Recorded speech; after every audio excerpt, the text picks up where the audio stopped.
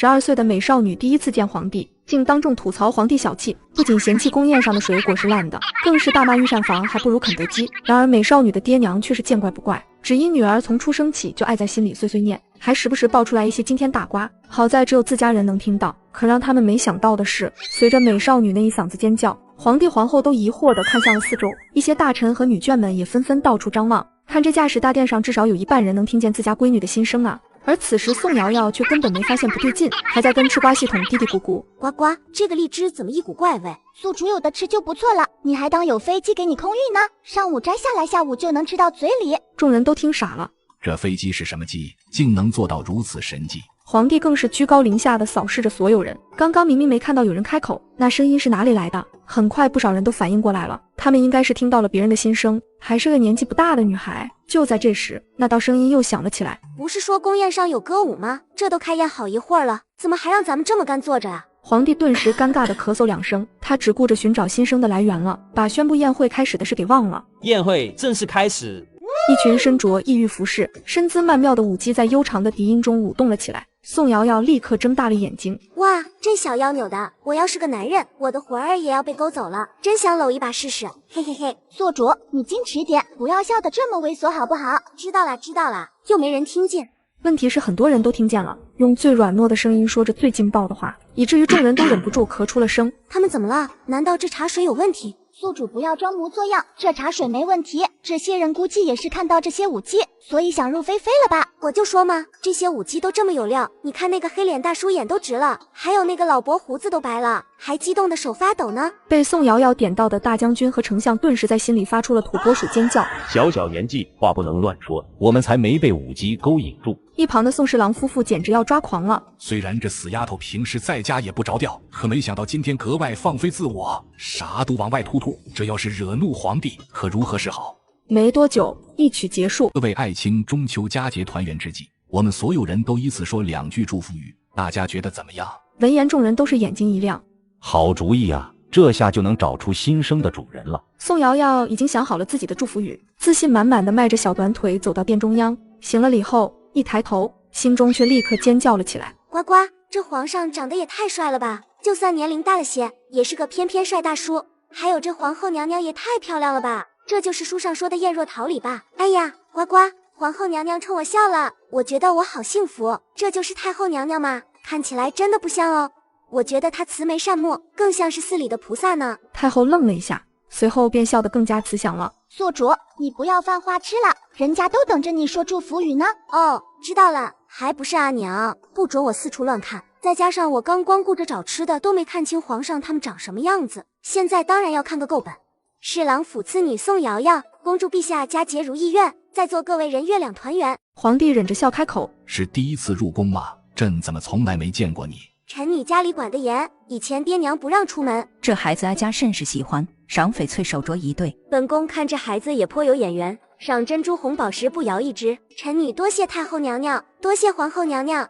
然后蹦蹦跳跳地回到座位上。娘亲，这赏赐你先帮我收着。宋夫人露出一个勉强的笑容，脚趾已经快抠出一座别院了。嘿嘿，你说我怎么就得了赏赐呢？是不是因为我长得太可爱了，大家都很喜欢我？宿主，你能不能有点自知之明？说不定人家就是看你话都说不利索，怕你当场哭出来。呱呱，你个小垃圾，信不信我把你做成烤地瓜？众人忍笑忍得好辛苦，听到别人心生这样诡异的事情，大家还是第一次遇到，而且皇上都没有发话，谁也不敢有任何的动作。接下来又换了一批表演。宿主危险，这个舞姬是个刺客。听到这道心声，所有人的目光都集中到那名舞姬身上。我的老天奶，怎么参加个宫宴还能遇上刺杀？他都穿那么少了，还咋刺杀呀？靠个子高压死人吗？那人是男扮女装的，他的武器是一把软剑，就缠在腰部，他的袖口里还藏了剧毒。这可怎么办？我要怎么提醒皇上？直说的话会不会被当成同伙？让我想想，让我想想。哎呀，怎么关键时刻我这脑袋怎么就跟呱呱一样了？你想办法就想办法，干嘛骂我？此时的大殿中央，舞姬挥动着长袖，已经开始翩翩起舞了。众人还不能肯定宋瑶瑶的心声是真是假，但皇上周围已经多了不少武功高强的护卫。怎么办？怎么办？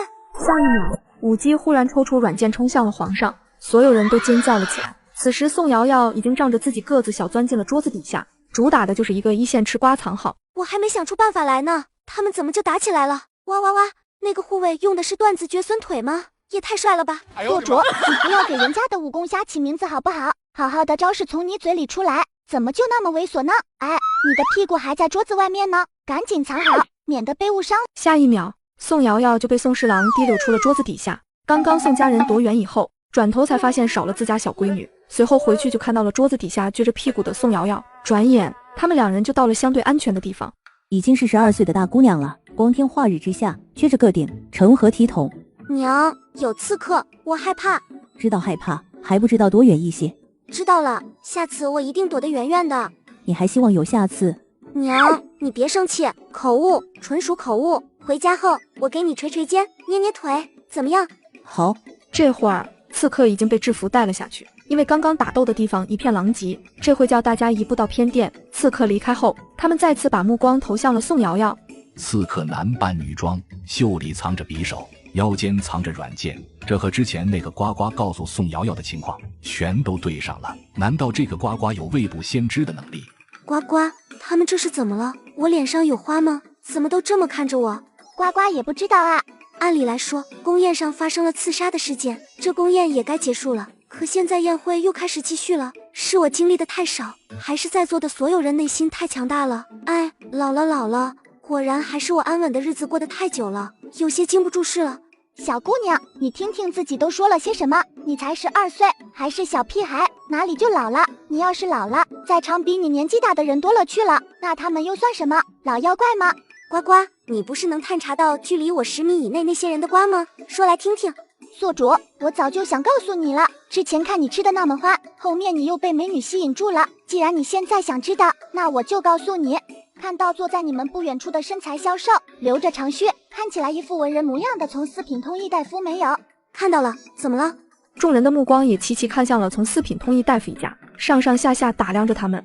别看他一副正人君子的模样，其实就是个人渣。从四品通义大夫名叫刘光绪，他从小聪慧过人，父母把他送去私塾读书，夫子讲什么他一学就会，还能融会贯通，一众学子中格外出众。王夫子很喜欢刘光绪这个学子，就和刘光绪的父母商议后，给自家唯一的闺女王秀秀和刘光绪定了娃娃亲。刘光绪10岁这一年，他的父亲为了他的书香，去山里采药，不慎掉落悬崖，尸骨无存。家里本来就贫困，这下没了刘父，家里就更加贫穷了，吃饭都成了问题，就别提继续读书了。刘光绪面临着退学的境地，这时刘母拿着那纸婚约找到了王夫子，要求人家供刘光绪继续读书。王夫子看着刘光绪，觉得他确实是个读书的料，现在退学实在太可惜了，就同意了。但资助刘光绪继续读书的前提是王夫子老了，女婿和女儿必须给他养老，毕竟王夫子的夫人早就去了，现在就只有这么一个女儿可以依靠了。为了能继续读书，刘母和刘光绪就答应了。刘光绪也确实是快读书的料，几年后考取了秀才。为了能更好的学习，刘光绪提出要去县城的书院读书。王夫子想了想自己的家底，咬咬牙也就同意了。自从刘光绪考上秀才以后，刘母就开始嫌弃王秀秀，觉得他根本配不上自己的儿子。但刘光绪还要靠着王夫子继续读书，虽然看不上王秀秀，也没有做得特别过分。这刘母简直就是又当又立，无耻至极。谁说不是呢？后来刘光绪到了县城以后，没多久就勾搭到了一位富商家的千金小姐李慧兰。刘光绪知道李慧兰很欣赏自己的才学，刘光绪借机把自己说成了一个被自己夫子逼迫，不得不娶夫子的那个丑八怪女儿，把自己说的要多惨有多惨，还说夫子仗着这桩婚约，逼着他以后要给夫子养老。李慧兰一听就炸了，嫁出去的女儿泼出去的水，哪有女婿给岳父养老的？李慧兰越想越生气，就找人买通了一伙盗贼，直接闯进王夫子家，残忍地杀害了王夫子和王秀秀。这也太丧心病狂了！呱呱，那伙盗贼最后被官府抓到了吗？查到李慧兰头上没有？众人听到这里，都齐齐倒吸了一口凉气。这他妈也太狠了！没看出来啊，刘光绪这么歹毒，想除掉王夫子和王秀秀，却挑拨李慧兰，让他做了那把杀人的刀。呱呱继续爆料。盗贼被李慧兰后面派出去的人给悄悄处理了。邻里发现王夫子和王秀秀的尸体的时候，都已经是好几天以后了。邻里立马报了官，可是当地的府衙什么都没有查出来，这事也成了当地的一桩无头悬案。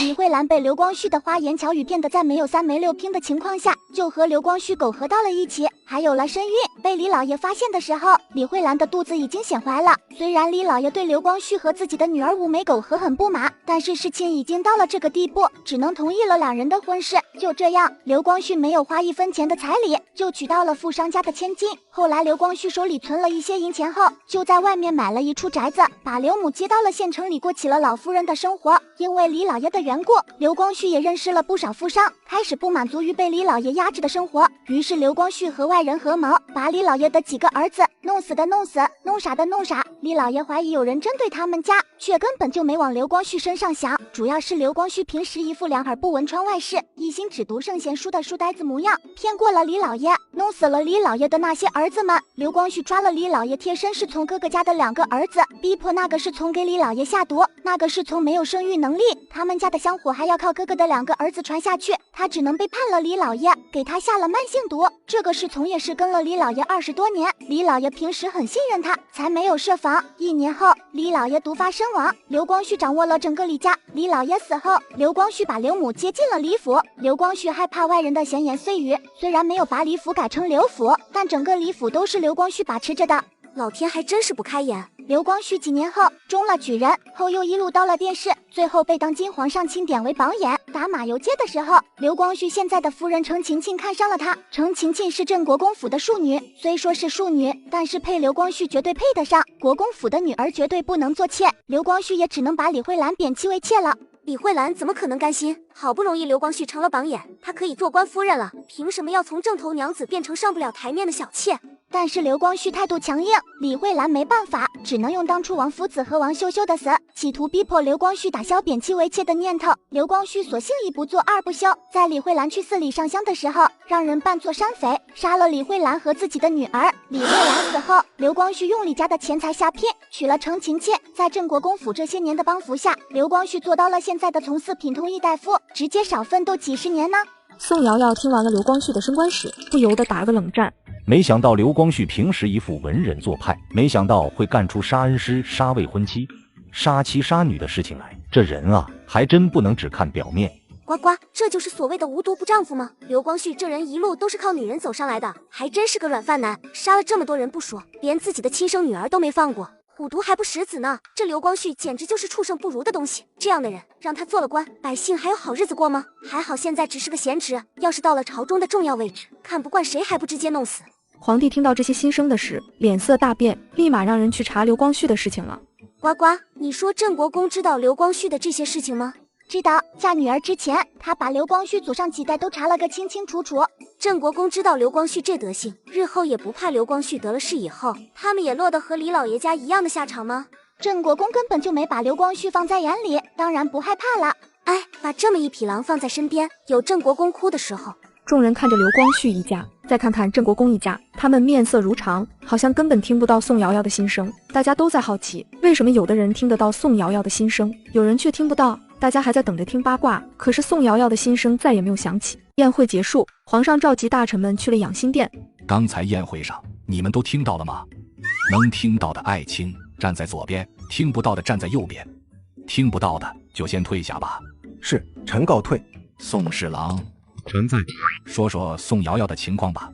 小女宋瑶瑶自出生起，我们就能听到她的心声。我和夫人还有其他3个孩子都能听到，可是家里的下人他们是听不到的。那个叫呱呱的系统，小女一出生的时候就是跟着她的。从小和呱呱的对话中，我们了解到小女是带着上辈子的记忆投胎到我们家里的。这么多年以来，我们已经验证过很多次了，只要是小女和呱呱提及的事情，都是真的。那刘光绪杀家人的事情是真的了？真看不出来，刘光绪如此的心狠手辣。和这样的人同朝为官，我们都得多长个心眼。怎么会有这么狼心狗肺、畜生不如的人？这种人根本不配做官。为什么一些人听得到，一些人听不到？这个臣也不知。自宋瑶瑶出生以来，你们就一直要她关在府里。那个叫呱呱的系统知道太多，为了小女的安全，臣不得不这么做。那对于宋瑶瑶的前世，你知道多少？偶尔会听小女提起那么1、2句，小女和呱呱说的那些话，臣和家人们完全听不懂，所以臣无从得知小女的前世是什么样子的。朕倒是好奇，今天宋瑶瑶提到的飞机是什么？是会飞的机吗？这个臣不知。至于刘光绪的事，朕已经派人去调查了，事情到底是不是真的，很快就会有结果了。关于大家可以听到宋瑶瑶心声这件事，各位爱卿回去后告诫家人，一定不能让他本人知道，否则定斩不饶。回到府里，宋瑶瑶又被父母勒令待在府里，不准出府门。呱呱，我就不明白了，我都已经12岁了，怎么就不能出门了？小时候说怕我被拐走，可是现在我都已经长大了，还拿这套说辞来搪塞我。话说回来，少女被拐的也不少，你爹娘也是为了你好。呱呱，你到底是站在哪一头的？我当然是站在你这头的，不过你父母说的也没错。好像也是，拐卖少女的事件也不少，像我这样人见人爱、花见花开的美少女，被人盯上也是能理解的。哎，都怪自己这该死的魅力，太招人了。哎，这个宿主没有一点点的自知之明，这会儿又自恋上了。宿主，虽说你父母是好心，但是你还是要想办法说服他们，要让你出府门。府里每个人的瓜，咱们都吃遍了，连厨房门口那条狗子的瓜，咱们都吃了。再不吃新的瓜，呱呱的能量都要补充不上了。知道了，我会想办法的。几天后，皇上派去调查刘光绪的人回来了。刘光绪在他们老家那里也是个名人，他的事情很好调查。皇上认真看着书案上暗卫调查来的结果，虽然早就在宋瑶瑶的心声中得知了事情的一切真相，可是看到这些调查结果的时候，皇上都不由得心里颤了颤。真是好歹毒的计策。暗卫还调查了镇国公府李慧兰的死，他们府上没有参与。看来宋侍郎说的是真的了，只要是宋瑶瑶和那个呱呱提及的事情，一定都是真的了。王权下令刘光绪斩立决，他的那几个子女年龄还太小，买为官奴吧。奴才这就去办。处理完刘光绪，皇上也在发愁，他们天凤皇朝出现了宋瑶瑶这么一个变数，到底是好还是坏呢？第二天，王权就带着一道圣旨来了侍郎府，王公公点名让宋瑶瑶接旨。宋瑶瑶听到让他接旨的时候，也一脸懵。我干什么了？怎么就要接旨了？除了参加了一次宫宴之外，什么事都没干啊！所有人跪下后，王公公打开圣旨宣读了起来。奉天承运，皇帝诏曰：自闻宋侍郎之女宋瑶瑶，才德兼备，足以为女子之表率。朕特封其为从6品起居舍人，次日跟其父一起上朝。钦此。宋侍郎一家听到这道圣旨都懵了。皇上这是什么意思？起居舍人那是什么官职？负责记录皇上平时的言行，包括上朝处理政务、与大臣商议等等的记录官。瑶瑶才12岁，让一个小姑娘每天跟着一个糟老头子，皇上这是要干什么？大家的思绪万千，都忘了谢恩。小宋大人，接旨啊！宋瑶瑶此刻也是懵的，我怎么就要过上打工人的生活了？臣宋瑶瑶接旨。恭喜小宋大人，贺喜小宋大人。王公公，皇上这是什么意思？我们家瑶瑶才12岁，每天跟着皇上记录皇上的言行，这……宋大人多虑了，皇上让我带句话给你们。小宋大人只负责皇上上朝时的言行，朝堂上与大臣们商议朝政的记录，其他时间的记录不必小宋大人操心。那就好，那就好。王公公走后，爹，你和皇上说说，我不想去上朝。再说了，宫里的女官都是待在后宫里，宫皇后娘娘差遣的，朝堂上除了我一个女子，就再也没有其他女子了，我不想去。瑶瑶，皇上是不可能收回成命的，你就乖乖的跟着爹一起去上朝吧。你只负责记录皇上上朝时的言行，朝堂上与大臣们商议朝政的言论即可，活还是比较轻松的。爹，这不是活计轻不轻松的问题，我才12岁，我真的不想去上班。爹，我求求你了，你去和皇上说说，让他收回成命，好不好？皇上看上我哪点了，我改还不成吗？圣旨已下，由不得你不同意。宋侍郎看着这个不着调的小女儿，也是头疼的要命，一甩袖子直接走人了。娘，你能不能让爹去和皇上说说？不能，圣旨一下，天王老子来了，你也得去上朝。行了，今晚娘让厨房给你做你喜欢的红烧肉，总行了吧？行吧。哎，才12岁，怎么就稀里糊涂就要过上打工人的生活了？晚饭后，宋瑶瑶直接回了自己房间，从枕头下摸出了一本名叫《清俊书生与俏丽小寡妇不得不说的2-3事》的书，有滋有味的看了起来。宿主，这书是你又偷才买的婆子从外面买回来的。是啊，呱呱，我和你说，这个俏寡妇很凶猛，直接壁咚了隔壁的俊俏小书生，聊得人家书生心神荡漾的时候，又抽身离开了。渣女，怎么就离开了呢？裤子都脱了，就这。宿主，你记不记得，你明天5更天就要早起去上朝？知道啊，别催了，我再看一会儿。呱呱也不再说话，房间里又传出了宋瑶瑶的声音。这个俏寡妇不行啊，感觉她就是喜欢聊骚，不敢来点实际的。哎瑶瑶，喜欢你就上啊，看得我都替俏寡妇着急。不知不觉中，宋瑶瑶已经睡了过去。第二天，小姐，起床啦！今天你还要跟着老爷一起去上朝了。宋瑶瑶只当听不见，继续睡觉。就在这时，外面传来了宋侍郎的声音：“瑶瑶，瑶瑶，醒醒，准备一下去上朝了。”爹，我再眯一会儿。宋侍郎看着这样的宋瑶瑶，直接把宋瑶瑶扛起来，转身就走。宋瑶瑶再次睁眼时，只听到宋侍郎说道：“瑶瑶，下车吧，咱们到了。”宋瑶瑶困极了，继续闭着眼。哎，等到了宫门口再叫醒她吧。宋侍郎只好又把宋瑶瑶扛在了肩头上走。马车停靠的地方离宫门口还有一段距离，需要步行走过去。宋侍郎，你家可真是走了狗屎运！听说你的嫡四女被封为了从六品的起居舍人，既然孩子都当官了，就应该有当官的样子。你看看，你这么扛着小宋大人，成何体统？宋侍郎，疼爱孩子是没有错，但可不能溺爱孩子。孩子嘛，还是要从小教导。谁家12岁的大姑娘了，还要老爹扛着走？这要传出去以后，还怎么嫁人？孩子要是个懒骨头，那就是打少了。我和你说啊，咱们自古奉行的就是棍棒底下出孝子，棍棒底下出状元。你家这丫头，明显就是打少了。宋瑶瑶一下子睁开了眼睛：“爹，放我下来！”瑶瑶，你醒了？醒了。宋瑶瑶看了一眼严大人，宋对对瞬间上线。这位大人，你今天早饭吃的什么？严大人被宋瑶瑶问懵了。早上吃的粥。怪不得呢，想必喝粥一定吃了不少咸萝卜吧？怪不得嫌吃萝卜蛋操心呢，原来是咸萝卜吃多了，需要疏解咸味。你大胆，你放肆！你什么你？我还放5、放6呢，真是吃着自家饭，操着别人家的心，也不怕操心操多了，直接猝死过去。你敢诅咒我去死？我有指名道姓吗？这年头听说过抢钱、抢功劳、抢美名的，还是第一次听说抢着去死的。黄口小儿，你怎么敢这么和我说话的？老菜帮子，在这里摆什么谱呢？别人怕你，我可不怕。我懒不懒关你屁事，还怂恿我爹打我，真是显得你脸大了。宋侍郎，你就是这么教女儿的？就让她这么一个丫头片子指着长辈的鼻子吗？宋侍郎看了一眼严大人，我女儿说的没错。你们，你是谁的长辈？别以为年纪大就能给谁都当长辈了，还真把自己当颗大半算了。你在场所有官员都惊呆了，他们这些官员平时拌几句嘴是有的，实在气急了也是顾及着彼此的身份，指桑骂槐的骂几句，哪有像宋瑶瑶这样的直截了当的开骂，而且句句还不带脏字。爹，咱们赶紧走，这人不会一会儿躺地上碰瓷吧？到时候说咱们把他气晕了，要讹咱们钱可怎么办？我这才第1天上班，还没领到月俸呢。看样子他是准备要躺地上了。瑶瑶，咱们赶紧走，和钱沾边的事绝对不能马虎，可不能让人讹了去。一旁的官员都张大了嘴巴，还能这么损人？这小宋大人可真是够毒舌的。眼见严大人气得快要晕过去了，听到小宋大人最后的几句话，硬生生又挺了过来。宫门口的事很快就传到了皇上耳朵里，皇上听了王权的话，发出了一阵开怀的大笑。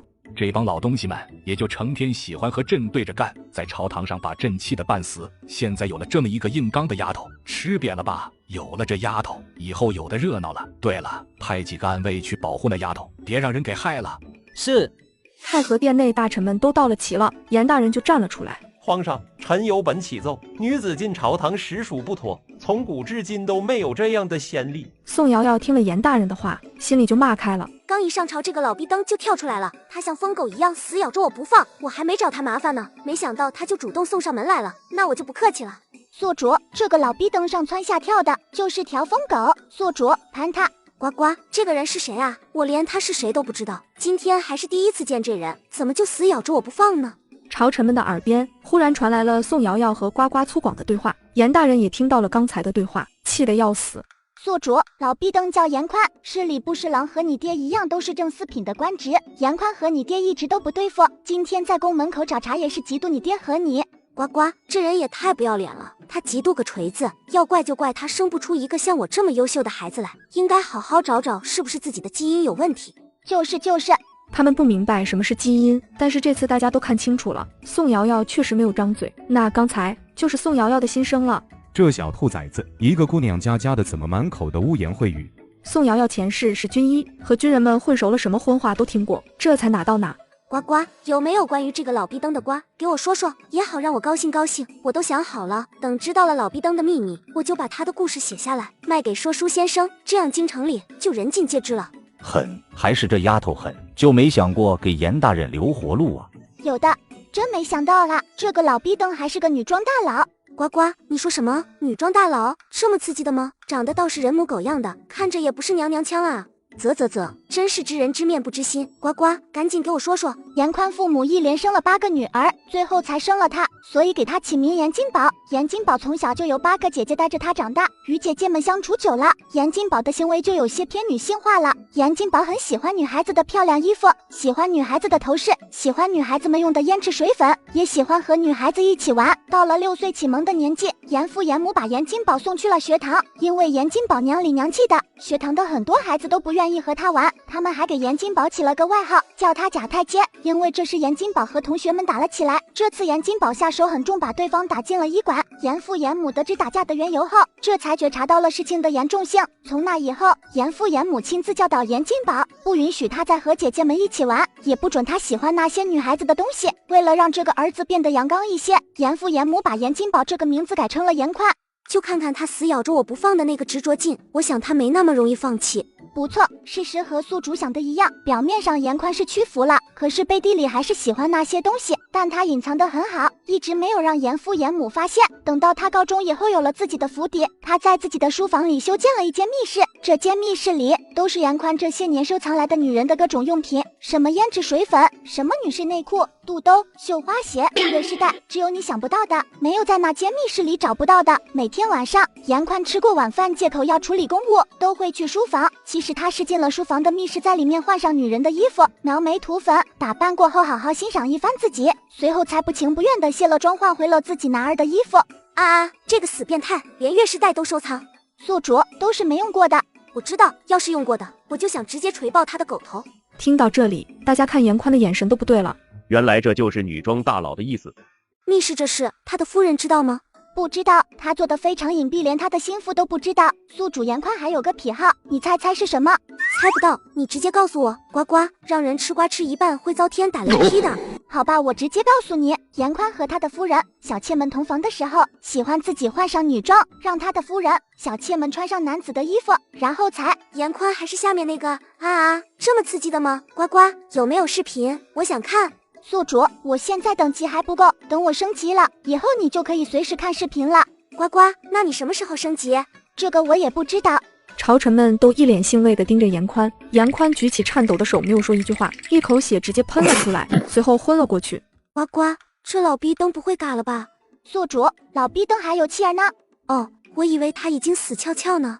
呱呱，我回去后就把老逼灯女装大佬的事都写下来，卖给说书先生。这么劲爆的事，到时候茶楼肯定会高朋满座的。呱呱，我觉得大把大把的银钱在向我招手。众人也听到了宋瑶瑶刚才赚银子的计划，心里都是突突的。要是哪天不小心得罪了小宋大人，那秘密也被写下来，到时候拿去赚钱，还不搞得人尽皆知了。看来要和宋侍郎打好关系了，让他管好自家女儿，不要让他拿这些事情去赚钱。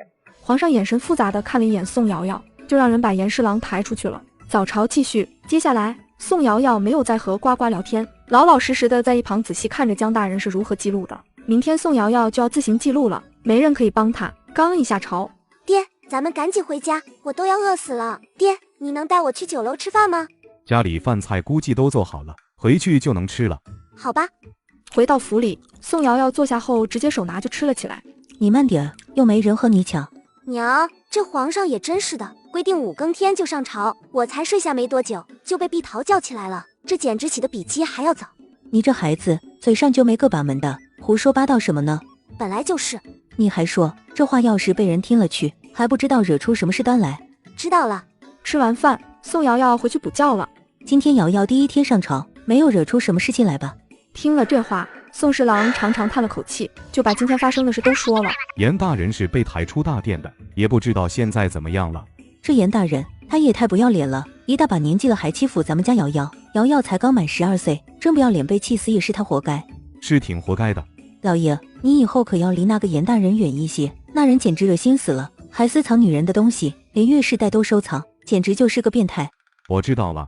宋侍郎叹了口气，夫人，你说这么下去的话，咱们会不会把那些朝臣们都给得罪死了？是啊，我也担心这个。走一步看一步吧，人家的闺女都是父母的小棉袄，咱们家的瑶瑶就是个漏风的大袄子，是专门来坑咱们的。10点后，宋瑶瑶醒了。呱呱，现在几点了？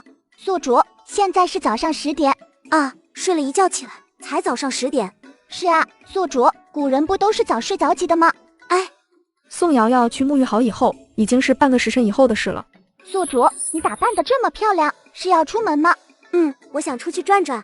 宿主，你爹娘能同意吗？应该没问题吧，我都是当官的人了，我爹娘还能一直拘着我不成？宿主，加油！进了屋，宋瑶瑶就开始讨好。娘，宋夫人头都没抬，眼睛一直盯着账本。说吧，来我院子是有什么事？娘，我都长这么大了，我还没出过府门，我现在大小都是个官了，还不知道京城是什么样子的，我想出去逛逛，好不好？成，你去账房支50两银子，有什么喜欢的可以买一些回来，让你大姐陪你一起去，记得多带一些护卫。是。怎么感觉没那么简单，这么容易老娘就答应了？以前就算自己撒泼打滚，父母都不松口，这次怎么就答应了？哎呀，不管了。夫人，真的要让小姐出门吗？现在很多人都已经知道了，一直把孩子关在府里不让出门也不是个办法。瑶瑶天天上朝，时不时就扒那些朝臣的老底，根本就阻止不了。现在已经这样了，也没必要一直拘着孩子了。就像瑶瑶自己说的，她都已12岁了，还没见过京城长什么样子。看着她那可怜巴巴的样子，我也觉得心酸。算了，是福不是祸，是祸斗不过。宋瑶瑶一路火花带闪电的跑到了大姐宋清灵的院子里。大姐，娘同意我出府了，真的。我刚从娘的院子出来，娘让你陪我一起去，还让咱们去账房支50两银子，买些喜欢的东西回来。好，你等我，我收拾一下，咱们就走。好。宋瑶瑶终于得出府门了。呱呱，这就是古代的街道啊。是啊，宿主，你们所在的地方是官员的住宅区，住的都是达官贵人，人口也比较少，街道也很干净。呱呱，这古代的建筑真是精美，这要怎么形容呢？那句网络用语怎么说来着？奈何自己没文化，一句卧槽走天下。宿主，你想飙粗话就直说，不要给自己找理由。你一个学霸，本硕博连读的高材生，怎么可能词穷？你骗谁呢？好吧，被呱呱发现了。不过好汉不提当年勇，那都是上辈子的事情了。这辈子我只想混吃等死，做一条摆烂吃瓜的咸鱼。宿主，你当咸鱼的时候，记得一定要带上呱呱，呱呱也好趁机收集一些能量。呱呱，你就放心吧，忘不了你的。姐妹两人朝着衣服铺子走去。2位小姐是要看布料，还是要看看成衣？我们先看看布料，再去看看成衣。好嘞。呱呱，这里的布料还真多，老板态度也不错。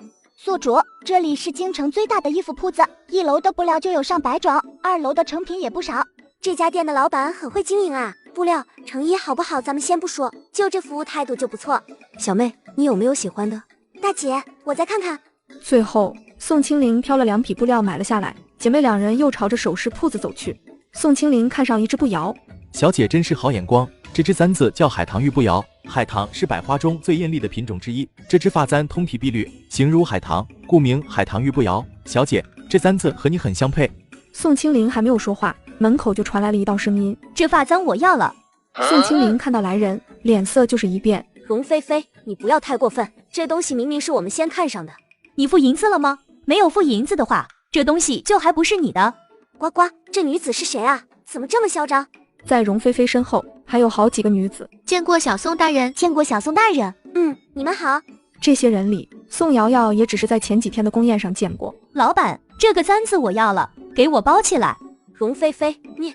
宿主，这个身穿水红色衣服的女子是左谏议大夫容嫔的庶女，名叫容菲菲。她爹和你爹的品阶一样，都是正四品。呱呱，一个庶女怎么会这么嚣张？容嫔的嫡女容淼淼嫁给了三皇子做侧妃，很受三皇子宠爱。容嫔家难道嫡女和庶女关系很好？容菲菲仗的是嫡姐容淼淼的事。宿主，这个你倒是说错了，容嫔家嫡女和庶女关系非常不好，可以说是已经到了水火不容的地步。容菲菲之所以这么嚣张，就是因为她背着自己的嫡姐早就和自己的姐夫三皇子勾搭到了一起。容菲菲觉得自己已经是三皇子的人了，当然仗的是三皇子的事。这一个清清白白的姑娘家，看上谁不好，竟然和自己的姐夫勾搭成奸。呱呱，容菲菲这么喜欢抢东西，估计抢东西都抢成习惯了，抢姐夫，抢簪子，这是咱们知道的，不知道的还不知道抢了些什么。他这么喜欢抢东西，呱呱，我要是说地上那坨狗屎是香的，他会不会也要抢过去吃几口？宿主，这个呱呱也不知道。呱呱，你说我要不要试一下？宿主，这样不好吧？那种带味道的东西，咱们还是不要去尝试了。你想想，要是容菲菲真吃了，你看着不恶心吗？是挺恶心的，估计隔夜饭都要吐出来了。那就是了，宿主，所以咱们还是不要尝试了。听到宋瑶瑶和呱呱对话的人们，个个都张大了嘴巴。容菲菲已经和三皇子苟合到了一起，这消息也太劲爆了。这小宋大人还真有意思，还想试试容菲菲会不会抢狗屎吃。想到容菲菲吃狗屎的样子，他们捂着嘴巴都干呕了起来，实在太有画面感了。容菲菲是听不到宋瑶瑶心声的，但看到周围几个女子忽然干呕了起来，觉得莫名其妙。你们这是怎么了？没什么。呱呱，容菲菲和三皇子无美苟合的事，容淼淼不知道，那么容家人知道吗？容菲菲的姨娘知道，其他人都不知道。抢姐姐的男人还是她那个姨娘出的主意。一想到三皇子绝美的容貌，容菲菲就同意了。在那之后，这母女俩就计划着怎么不经意的偶遇三皇子。偶遇了三皇子，一个有心勾引，一个见色起意，两人一拍即合，就这样苟合到了一起。容菲菲想在自己嫡姐之前就怀上三皇子的孩子。今天出来就是去医馆问问有没有容易让人受孕的药品，没想到医馆还真有那种药。宿主，其实那药根本就不是让女子容易受孕的药，那就是特别加强版的催情药，药的催情效果非常猛。不会吧？医馆怎么能拿这种药卖给顾客呢？不会一夜来个10几次，到时候三皇子不会精尽人亡了吧？容菲菲去的又不是正规医馆，人家只管赚钱，哪管那么多？这一单那个大夫赚了几千两，他也怕摊上是早已经收拾东西跑路了。三皇子会不会改了？这还要看容菲菲下药的剂量。呱呱，这容菲菲是不要命了吗？敢把这种东西用在三皇子身上，万一三皇子人真改了，他们容家九族估计都要完了。害死皇子，那可不是闹着玩的。众人听了宋瑶瑶的心声，看着容菲菲的眼神都变了。这是自己作死还不够，还要拉九族一起去死的节奏啊！这容菲菲简直就是个疯子。呱呱，左谏议大夫是个什么样的官职？宿主，据我所知，左谏议大夫的职责是向皇帝进谏，提供意见和建议，以纠正朝政中的错误和不当之处。容嫔是忠臣吗？要是忠臣的话，咱们要不要提醒他一下，不能让容菲菲这个颠婆连累了整个容家？宿主，容嫔的确是个大忠臣。知道了，我想想办法要怎么提醒容家。宿主，你也可以提醒三皇子的。呱呱，咱们在三皇子眼里什么都不是，要是人家问起来，咱们是怎么知道容菲菲所作所为的？我要怎么解释？搞不好小命就没了，让我冒着生命危险去救人，我没那么伟大，我还是从容府这里下手，想想办法吧。宿主说的对，安全最重要。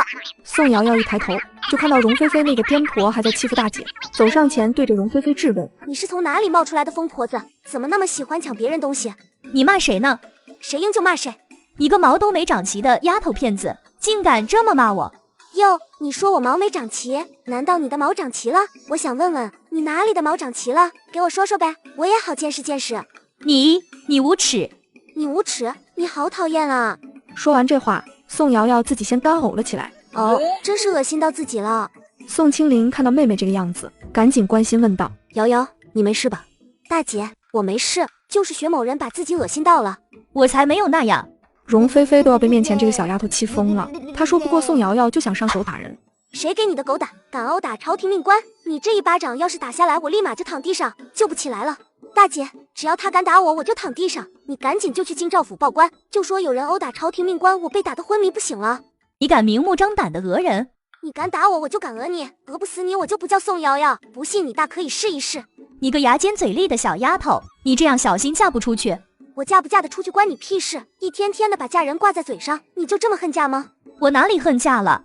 不恨嫁就把嘴巴闭上。一个姑娘家家的张嘴闭嘴的嫁人，不知道的人还以为你思春了呢。你个死丫头！我哪里死了？我明明活得好好的，气死你！你这簪子我不要了。容菲菲把从宋清灵那里抢来的簪子一下子摔在了地上，簪子应声而断。哎呀呀，簪子断了，这下真是如了你的意了，这下簪子终于属于你了。老板，这簪子刚才你不是说要3000两吗？赶紧让这个颠婆赔，不赔就送她去见官。这簪子哪里值3000两了？之前是不值，但是它碎了，就值这个价了。这簪子怎么不值3000两了？它明明就值这个价，赶紧赔钱。老板也看不上容菲菲嚣张跋扈抢簪子的行为，就是故意顺着宋瑶瑶的话说的。这家首饰铺子可是二王爷的产业，不怕他不赔。我身上没带那么多银两。这个好办，我一会儿派人跟着你到府上去取。容菲菲没有办法，只好带人回府去取银子了。首饰铺子里，老板派人跟着容菲菲回荣府取银钱的时候，宋瑶瑶一转身才发现店铺里多了好多人。呱呱，这首饰铺子里怎么多了这么多人？宿主，应该是容菲菲欺负你大姐的时候吸引来的人。哦，这样啊，这还真是什么时候都不缺吃瓜看戏的群众。宋瑶瑶根本就没怀疑，这些人都是冲她来的。是啊，宿主，在这古代又不能刷手机上网，这不是无聊的紧吗？吃吃瓜，看看戏，也能打发时间。呱呱，你说的不错。小妹，饿了没有？大姐带你去酒楼吃饭怎么样？好呀，好呀。宋瑶瑶不知道的是，大家听说她要去酒楼吃饭，在她离开首饰铺子后，也先后离开了这里，远远地跟在了他们身后。呱呱，这座酒楼可真气派。那是，这是京城中最大的酒楼，它的幕后老板就是当今皇上。呱呱，这是皇上的私产了。是啊，这座酒楼的收益都进了皇上的私库。这划分的还挺明确的。说话间，宋清灵已经带着宋瑶瑶进入了酒楼。二位小姐，提前订了位置吗？没有。二位小姐，那不巧得很，酒楼现在已经客满了，您二位是要等一等吗？清灵、瑶瑶，你们怎么在这里？大哥，我想带小妹来这里吃饭，可是小二说这里客满了，让我们等一等。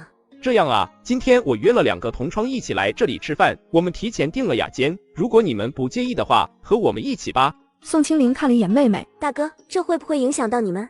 不影响的。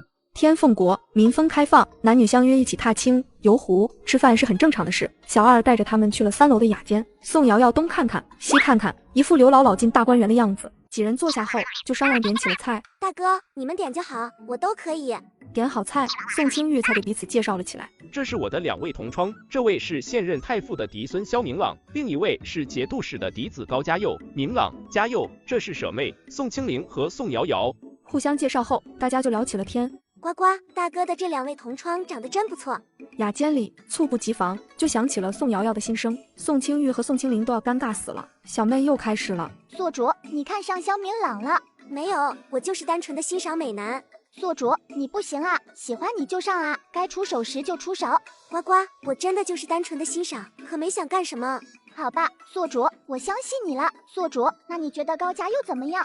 高嘉佑本来听得津津有味，忽然听到自己的名字，不由得耳朵竖了起来。他倒要看看面前的小丫头是怎么评价他的。随后，宋瑶瑶的心声就响了起来。高嘉佑面白如玉，目似繁星，清澈的眸子闪着亮光，舒眉浅笑时，如阳光直化进人的心底；谈吐时，轻声细语，眉宇间的温和之色，令他整个人都散发着谦谦君子之气。宿主，你倒是会评价。那是，前世20年的书不是白念的。所有人听到这话都震惊了，前世的宋瑶瑶竟然念了20年的书。还不等大家再多想，又传来了呱呱的声音。宿主，高嘉佑这么好，要不你直接扑倒他。所有人都惊呆了，高嘉佑更是一口茶水直接喷了出来，随后不停地咳嗽了起来。这个叫呱呱的系统很不正经啊。宋瑶瑶疑惑地看向在场几人。呱呱，他们这是怎么了？这个呱呱也不知道啊。宿主，你还没告诉我要不要扑倒高嘉佑呢？不如佛陀心似魔，金吾其武风焦灼，汉与南宁身下士，唯恐历历经雨薄。说完这话，转身就走。宋瑶瑶听得一愣一愣的。呱呱，这个高家又没什么大病吧？怎么突然就做起了诗，而且还转身就走，好像后面有狼撵他一样。不光宋瑶瑶觉得震惊，其他3人也震惊不已。哈哈哈哈哈哈！这个高家又笑死我了。呱呱，怎么了？你发现什么了？快和我说说。宿主，你细细品一下高家又刚做的那首诗，就明白什么意思了。不如佛陀心似魔，金乌起武风焦灼，汉与南宁身下士，唯恐历历经雨薄。突然，宋瑶瑶就明白了过来。我操，出个宫，上个厕所还要写首诗，这他妈是人干的事吗？哎呀呀，可笑死我了！这高嘉佑可真是个人才，他那首诗是写白天上厕所的，我给他补个晚上起夜的。月影书斜夜色清，微风轻拂意难平。忽觉溪水似翻涌，欲向花间觅小亭。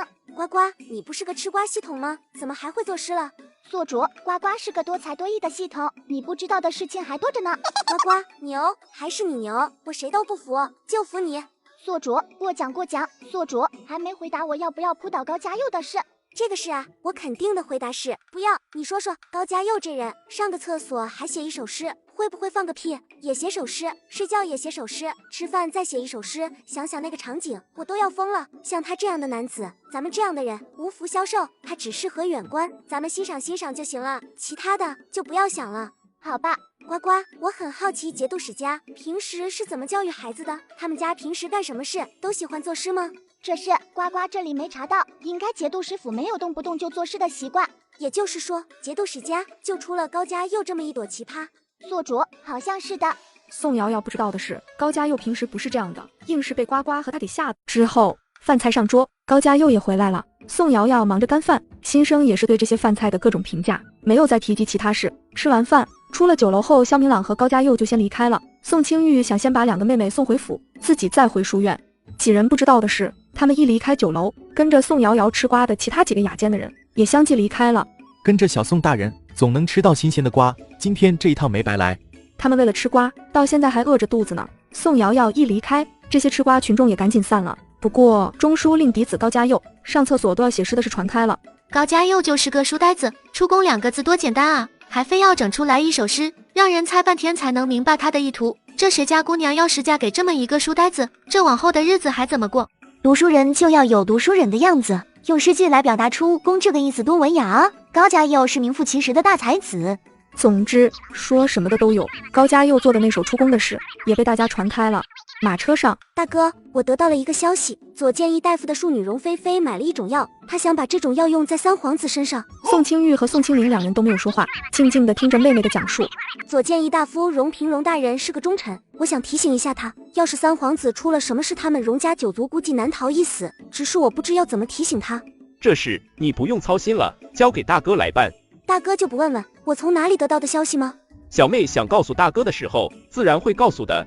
宋清玉一猜，就是那个叫呱呱的系统告诉宋瑶瑶的。经过这么多年的测试，只要是呱呱说出来的事，那肯定都是真的。谢谢大哥相信我，既然大哥都这么说了，那提醒容大人的事就交给大哥了。回到府里，宋清灵和宋瑶瑶就回了个自的院子。宋清玉去找了宋侍郎，说了容菲菲的事，并且把宋瑶瑶想帮容嫔的事也说了。爹，这是咱们要提醒容大人吗？容大人确实是个好官，朝廷要失去这样一位官员，实属可惜。这事交给爹去办，你不用管了，你还是赶紧回书院吧，不要耽误了下午的功课。是。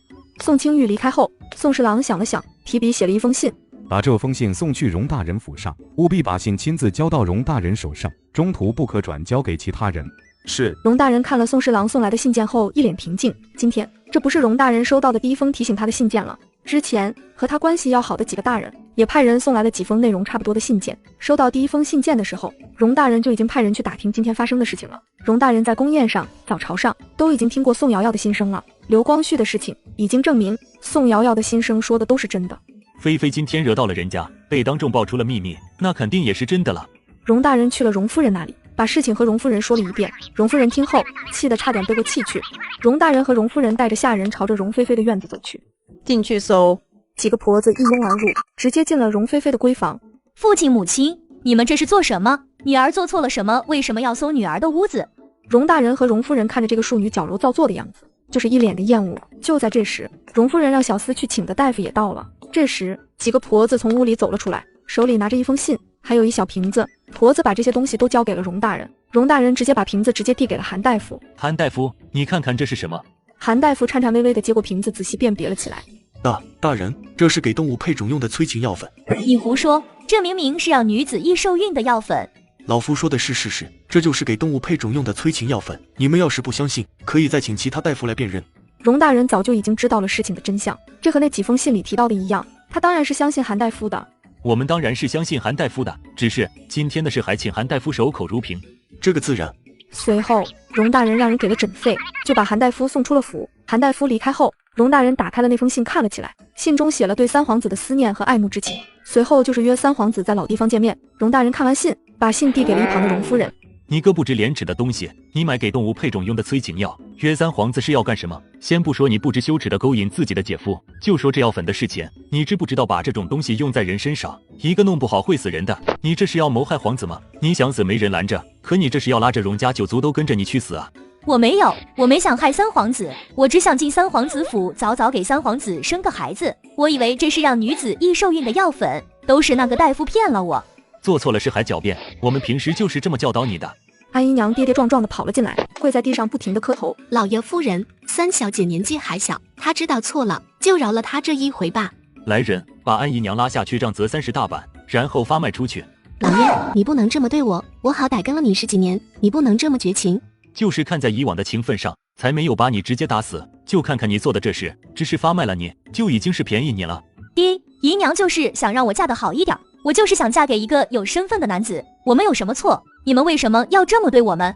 你想嫁得好一点没有错，你错的是天下的男人都死光了吗？你非要和自己的姐夫勾搭在一起，你们在一起也就算了，你怎么敢给三皇子下那种药的？要是三皇子出了什么事，咱们荣府以及整个荣家宗族上万口人都要被你连累的人头落地了，你还有脸质问我吗？你姨娘在背后帮你出谋划策，那不是在帮你，那是在要你的命，在要整个荣家全族的命。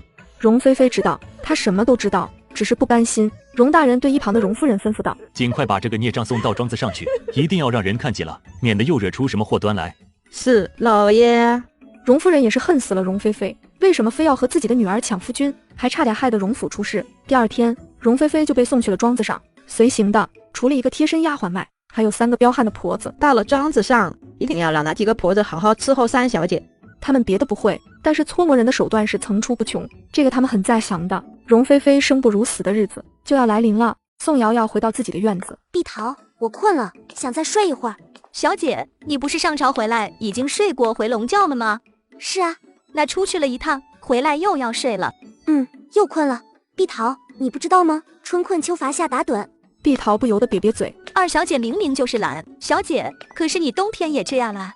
碧桃，你这就不知道了吧？冬天那叫冬眠。好了，你出去吧，不要打扰我。你家小姐，我要休息了。是。碧桃都已经习惯了二小姐的这些歪理邪说，她只听说过熊和蛇才会冬眠，没听说人也要冬眠的。宋瑶瑶就这样睡了过去。不知道过了多久，小姐，家里来客人了，老爷让你去前厅一趟。家里来客人就来呗，又不是没来过，这不是有我爹在吗？叫我去干嘛？我不去。宋瑶瑶翻了个身，把被子蒙在了头上，准备继续睡。小姐，你还是赶紧起来吧。传话的小厮说，老爷说你要是不去，就让账房扣了你这个月的夜银。什么？扣自己的零花钱？这绝对不行。知道了，等会就来。碧桃走后，宋瑶瑶才问起了呱呱。呱呱，府里谁来了？宿主，是严宽那个老逼灯来了。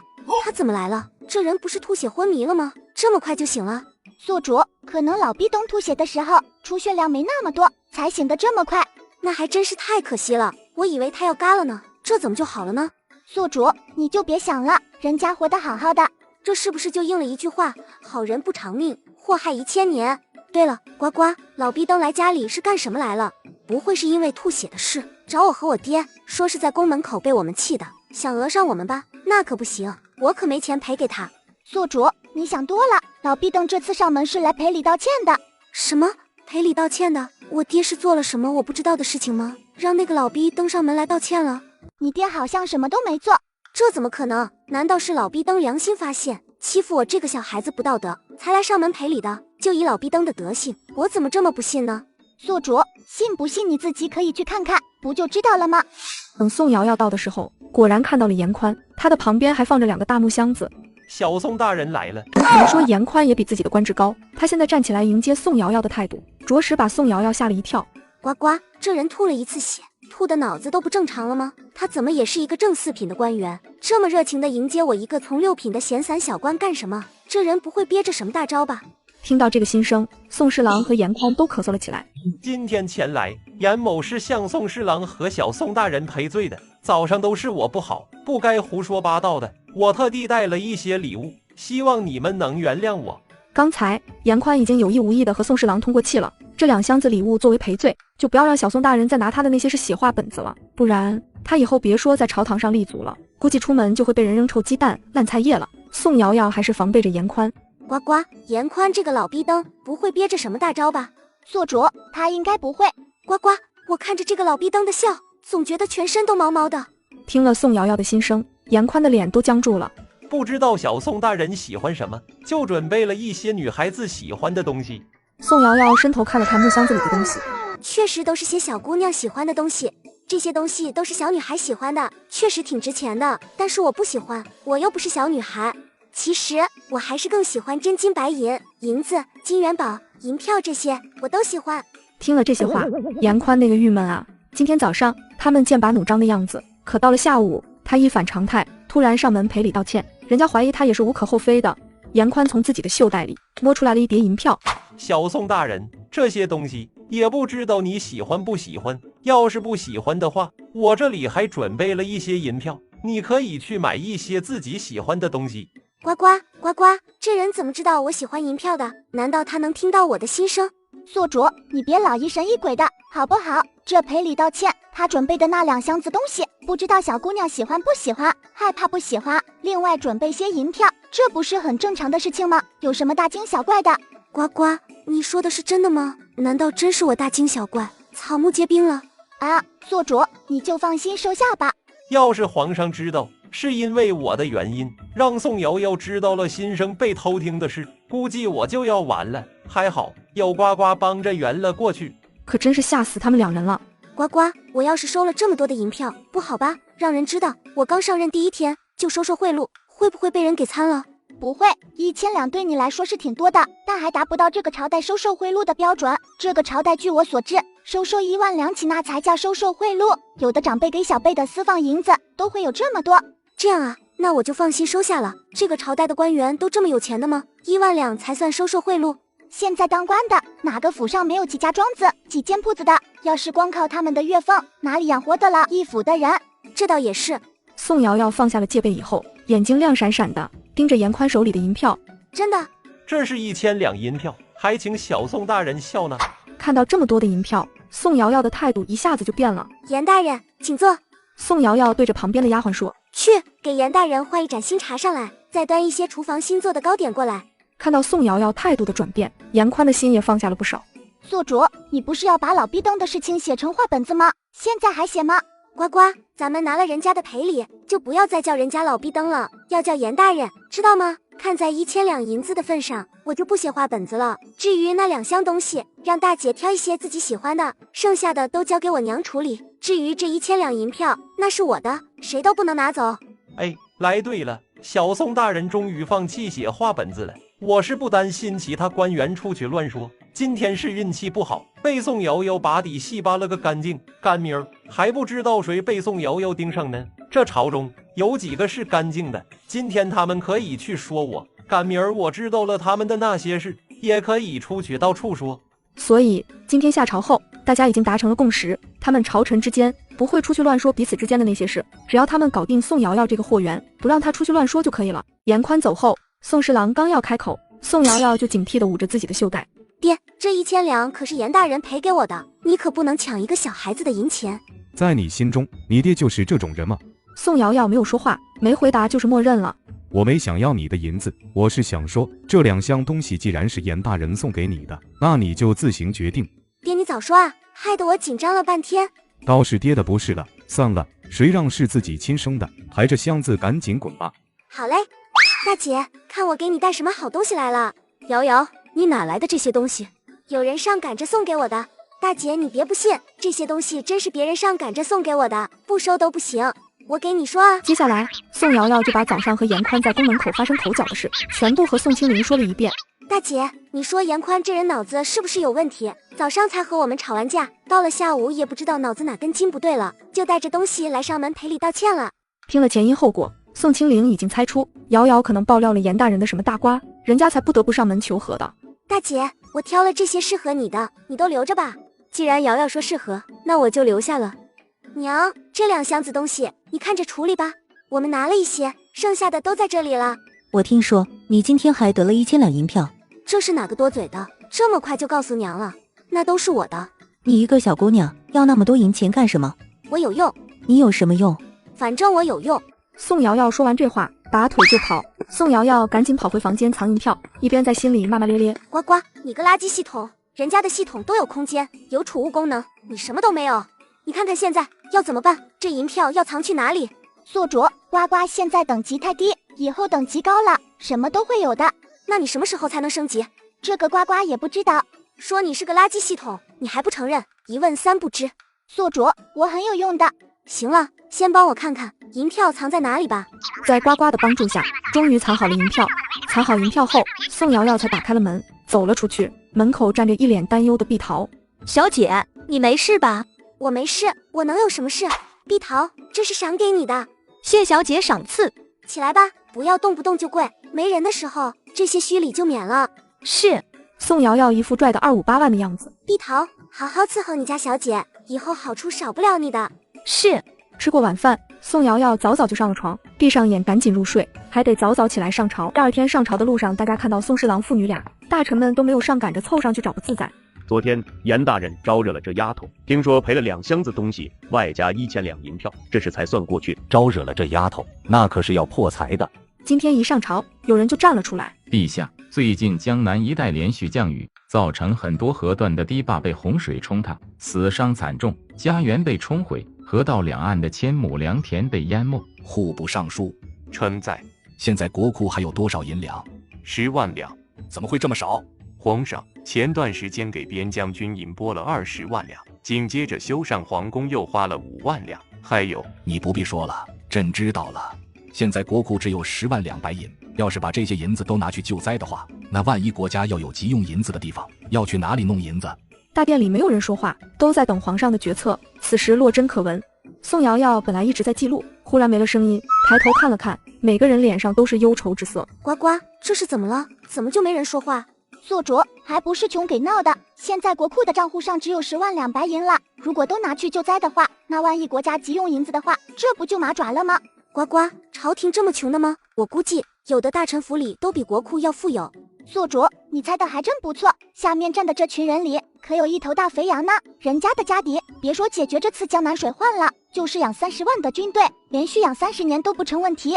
本来皇上还在为银子发愁，可是突然听到了宋瑶瑶的心声，他想知道这头肥羊是谁。下面的这些大臣们那心思坦荡的，一下子就兴奋了起来，看来有瓜要吃了。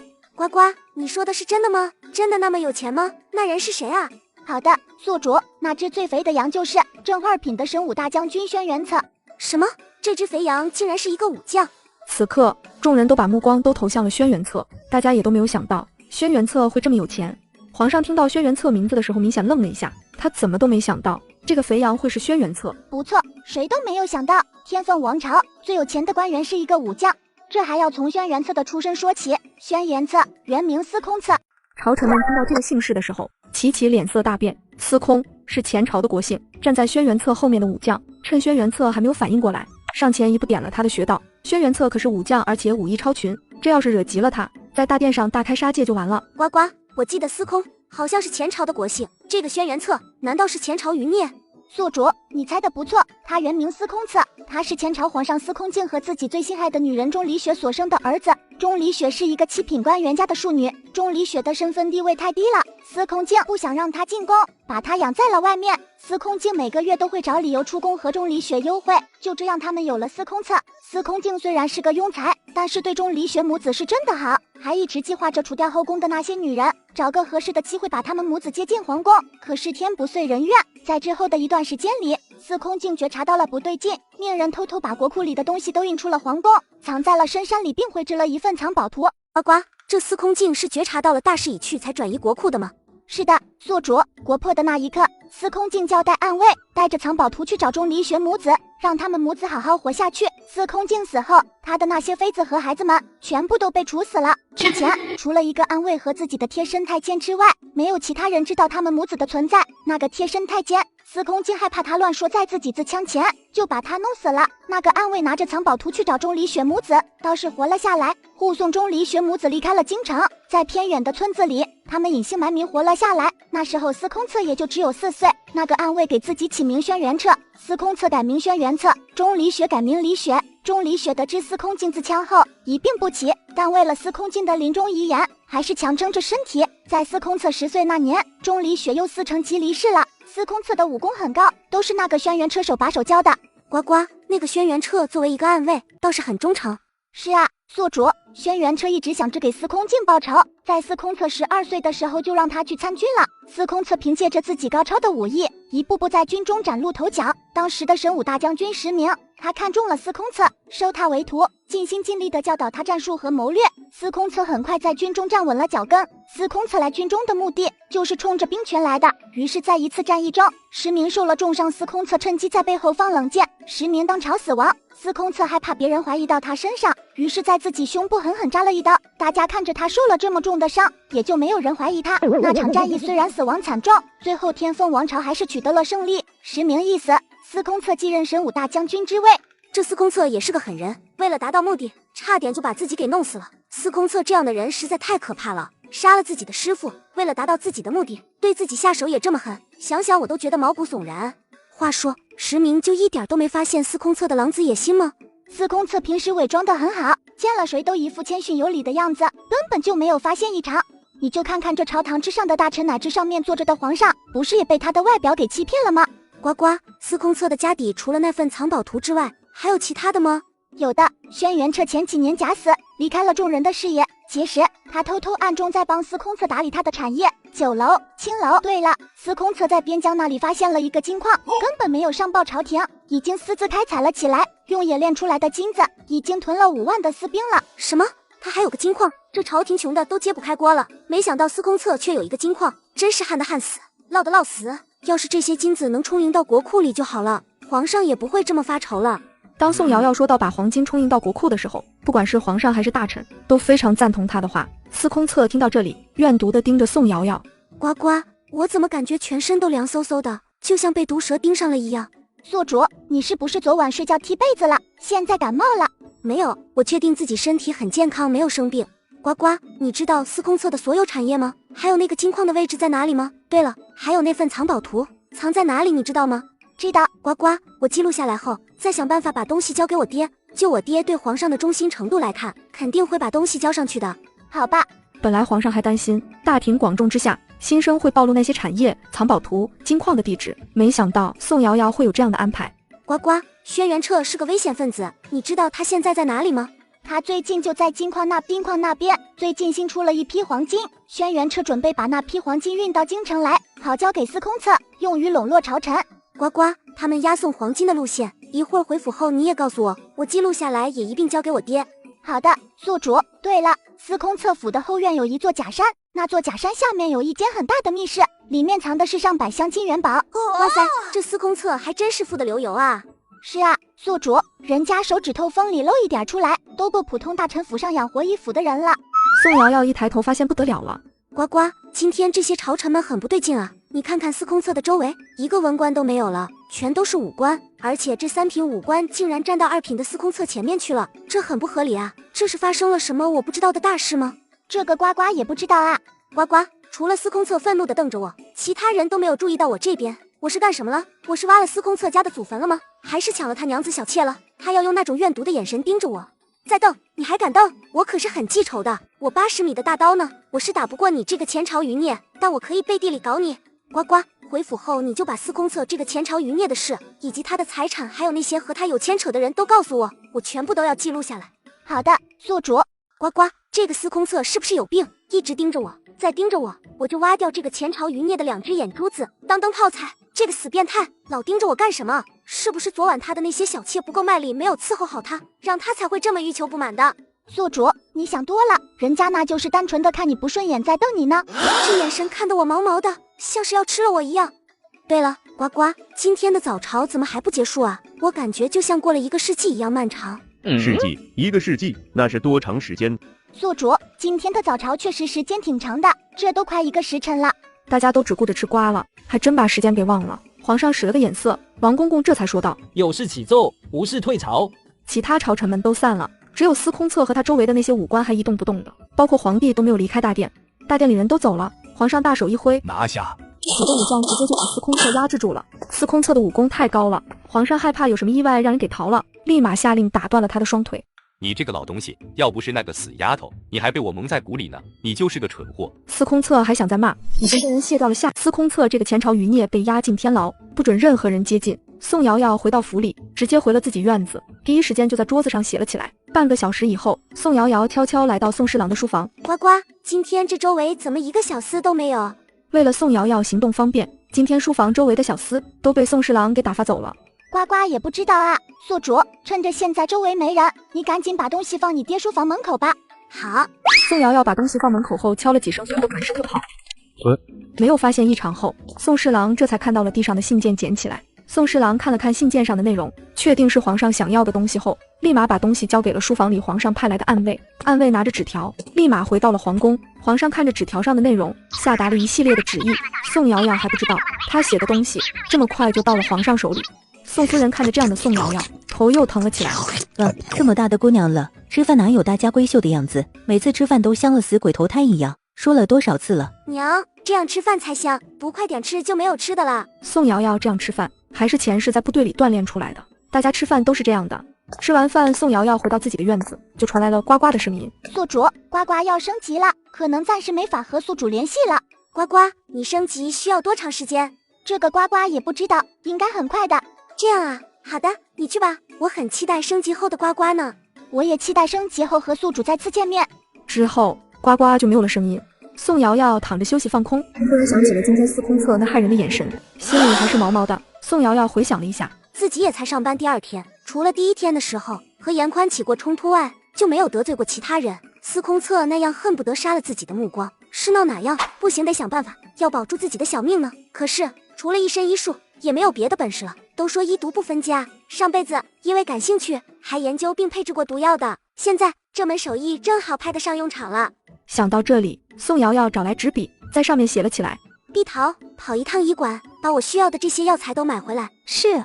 先睡个回笼觉吧，睡醒了，碧桃应该也回来了，到时候就要集中精神配制毒药了。等宋瑶瑶再次醒来的时候，习惯性的呼叫呱呱。呱呱，现在几点了？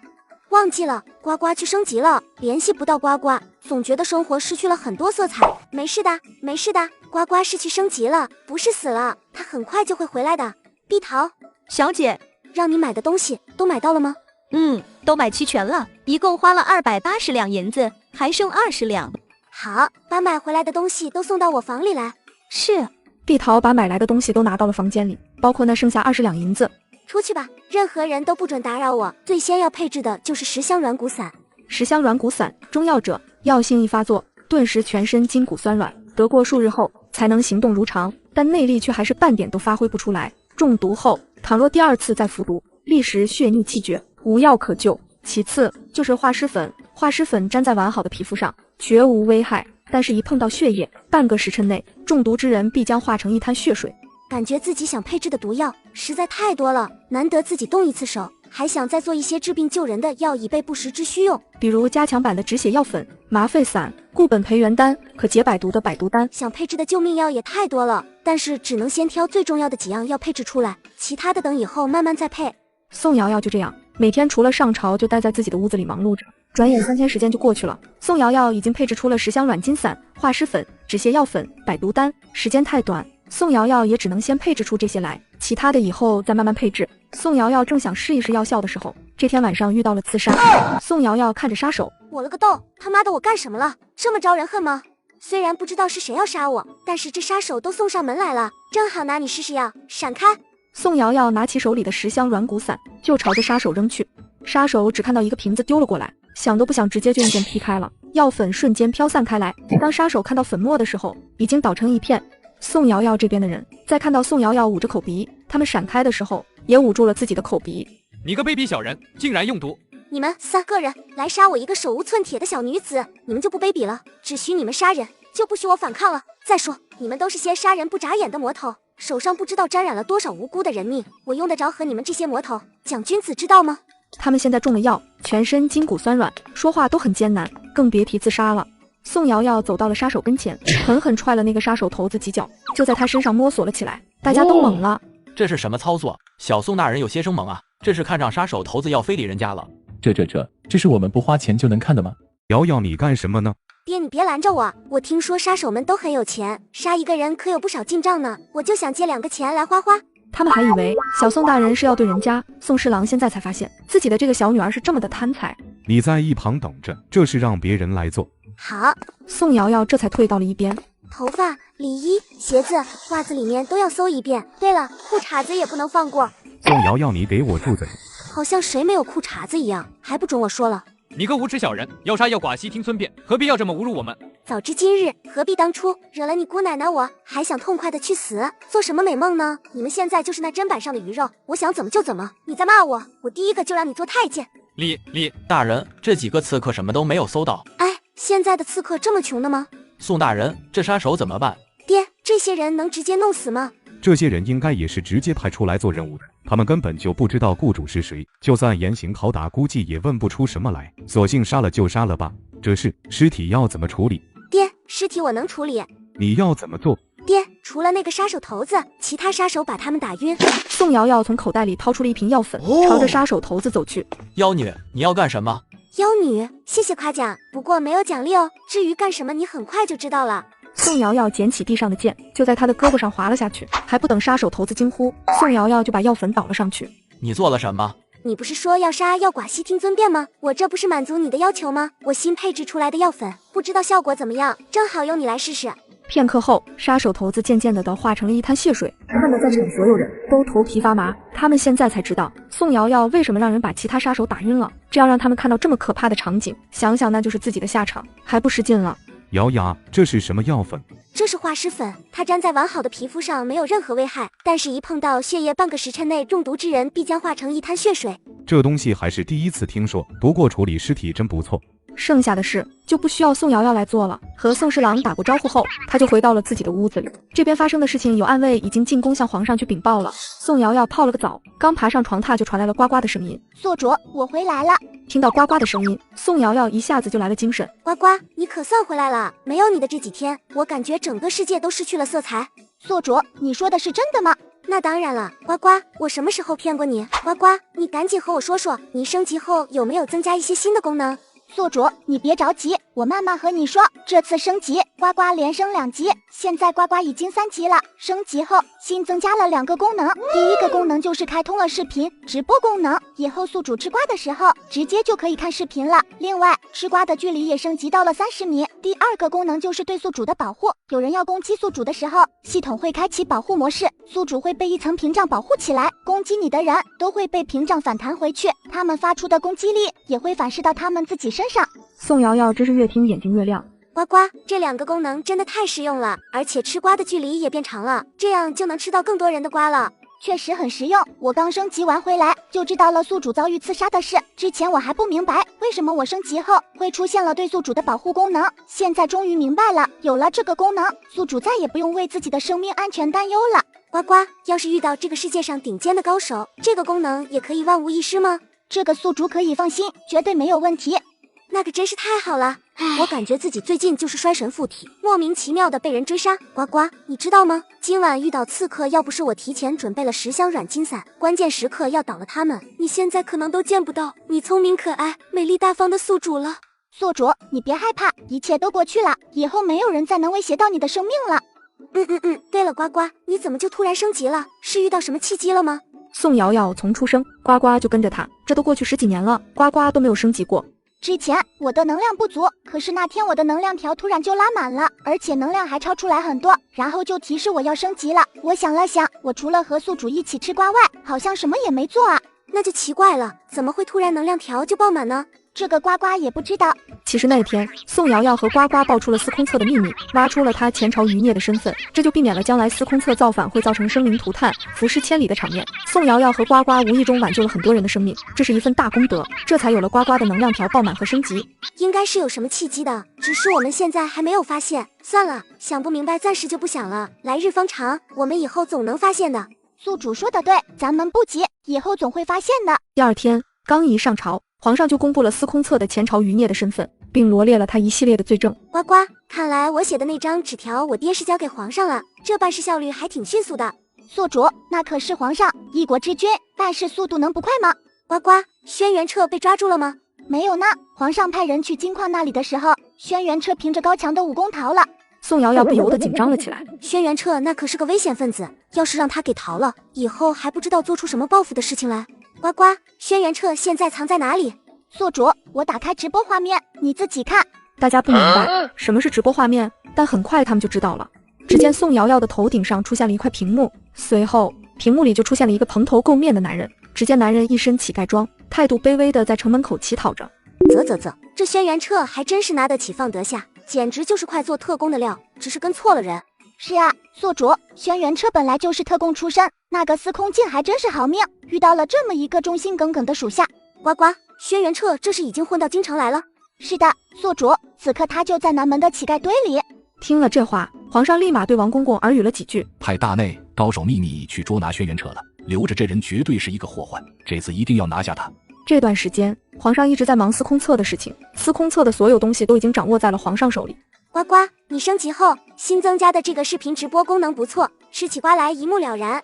那是，我可是宇宙无敌最强的吃瓜系统。宋瑶瑶无精打采地记录着上朝的内容，都快睡着了。宿主，看你没精打采的样子，呱呱给你爆个大瓜怎么样？赶紧说，好多天都没吃新鲜瓜了。一听有瓜吃，官员们个个都精神了起来。不过他们也在心里不停地祈祷，一定不要是他们的瓜。宿主，我已经找到了相关的资料。宋瑶瑶头顶上的屏幕中出现了一个男子，大家一眼就认出了他，正是正三品的门下侍郎于凌天。随后，官员们都把目光投向了他。这于凌天可是京中有名的好夫君，难道他的美名都是假的？宿主，这个于凌天就是个伪君子。伪君子？不会吧？宿主，你听我说，于凌天是状元出身，娶了中书令的嫡女孔诗雅，当时就以于凌天的身份能娶到孔诗雅，那简直就是祖上烧了高香了。那是，就光凭他状元的身份，想娶高门贵女，确实是祖坟冒青烟了。刚开始于凌天和于家人也是这么觉得，可是1年后，孔诗雅的肚子一直都没有动静，于家人就已经不满了，但对于家人的不满都被于凌天压了下来。我怎么觉得这个于凌天根本就是害怕孔诗雅的娘家中书令府呢？宿主说的不错，3年后，孔诗雅的肚子依然没有动静，于家人对孔诗雅的不满达到了顶点，包括于凌天也是，他早就没了刚开始对孔诗雅的爱意，但碍于中书令府他不敢发作，因为于凌天当初娶孔诗雅的时候，给中书令孔大人再三保证过，他这辈子不会纳妾，只会有孔诗雅这么一位妻子，孔大人才把自己的女儿嫁给他。只是于家人没有想到孔诗雅不能生育，他们一家再三商量后，决定给于凌天养一个外室，到时候外室怀孕生下的孩子，他们就可以以收养的名义把那个私生子放在孔诗雅的名下养着。这于家和于凌天真是打得一手好算盘，舍不得中书令府这座靠山，又想要孩子，真不要脸。孔诗雅要是把那个私生子记在了自己名下，长大后要是个感恩的那还好，要是个白眼狼，一包砒霜下去，孔诗雅立马就断气了，随后一把火烧了他的院子，到时候对外说家里走水了，嫡母没有跑出来被烧死了，这就是典型的毁尸灭迹。到了最后，因为嫡子的身份，那个孩子还可以继承孔诗雅的所有嫁妆，也能得到中书令府的帮扶。过个1年半载，于凌天再把那个外室接进府里，他们一家3口终于可以团聚了，这是多么感天动地的爱情故事啊！我呸！于凌天这种渣男就该去死，到处立深情人设宠妻的名声，传的京城到处都是，真够恶心的。孔诗雅就是这一家3口的踏脚石。好一个道貌岸然的伪君子！孔大人气得攥紧了拳头，他恨不得现在就弄死于凌天这个人渣。于凌天听了宋瑶瑶的话，脸色苍白，他知道自己完了。宿主，你不要激动，你说的这些都是还没有发生的事，就算没发生，想想都知道后续了。这孔诗雅和中书令府简直就是大冤种。宿主，你先别激动，我这还没说完呢。于凌天在外面养了3房外室。什么？养了这么多？哈哈哈！宿主，于凌天为了生孩子，时常晚上找理由外出，对孔诗雅说要去赴约同僚间的聚会，实际就是去了3房外室那里。他时常跑完这1房外室，接着又去跑另1房外室，他都是雨露均沾。宋瑶瑶抬起头看了一眼于凌天，看把他晚上给忙的。呱呱，我刚看了一眼于凌天，他现在脸色苍白，就像鬼一样。我知道他为什么脸色这么苍白了。为什么？天天这么赶场子一样的造啊，肯定是被那几房小妖精榨干了精气。你看看他那个样子，也不怕马上疯，死在女人肚皮上，别到时候娃没生出来，先把自己玩死了。宿主，这你就错了。3房外室里，其中1房已经给于凌天生了一个孩子，孩子已经3个月了。于家和于凌天这段时间正在计划着要怎么让孔诗雅同意收养那个孩子呢？不知道这于家和于凌天要演绎出什么大戏来让孔诗雅同意。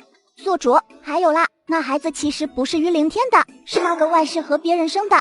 老天奶，到底是怎么回事？赶紧和我说说。那个外室是3个外室里最早跟着于凌天的，跟了于凌天那么久，她一直都没有怀孕，害怕于凌天甩了她，于是就找到了自己的旧情人，说了自己的处境。那个旧情人一想到自己的孩子会被认作朝中3品大员的儿子，还能被中书令府认作外孙，那他以后还不跟着一起过上好日子？两人一拍即合就滚到了一起，没多久那个外室就怀孕了。哈哈哈，还真是恶有恶报。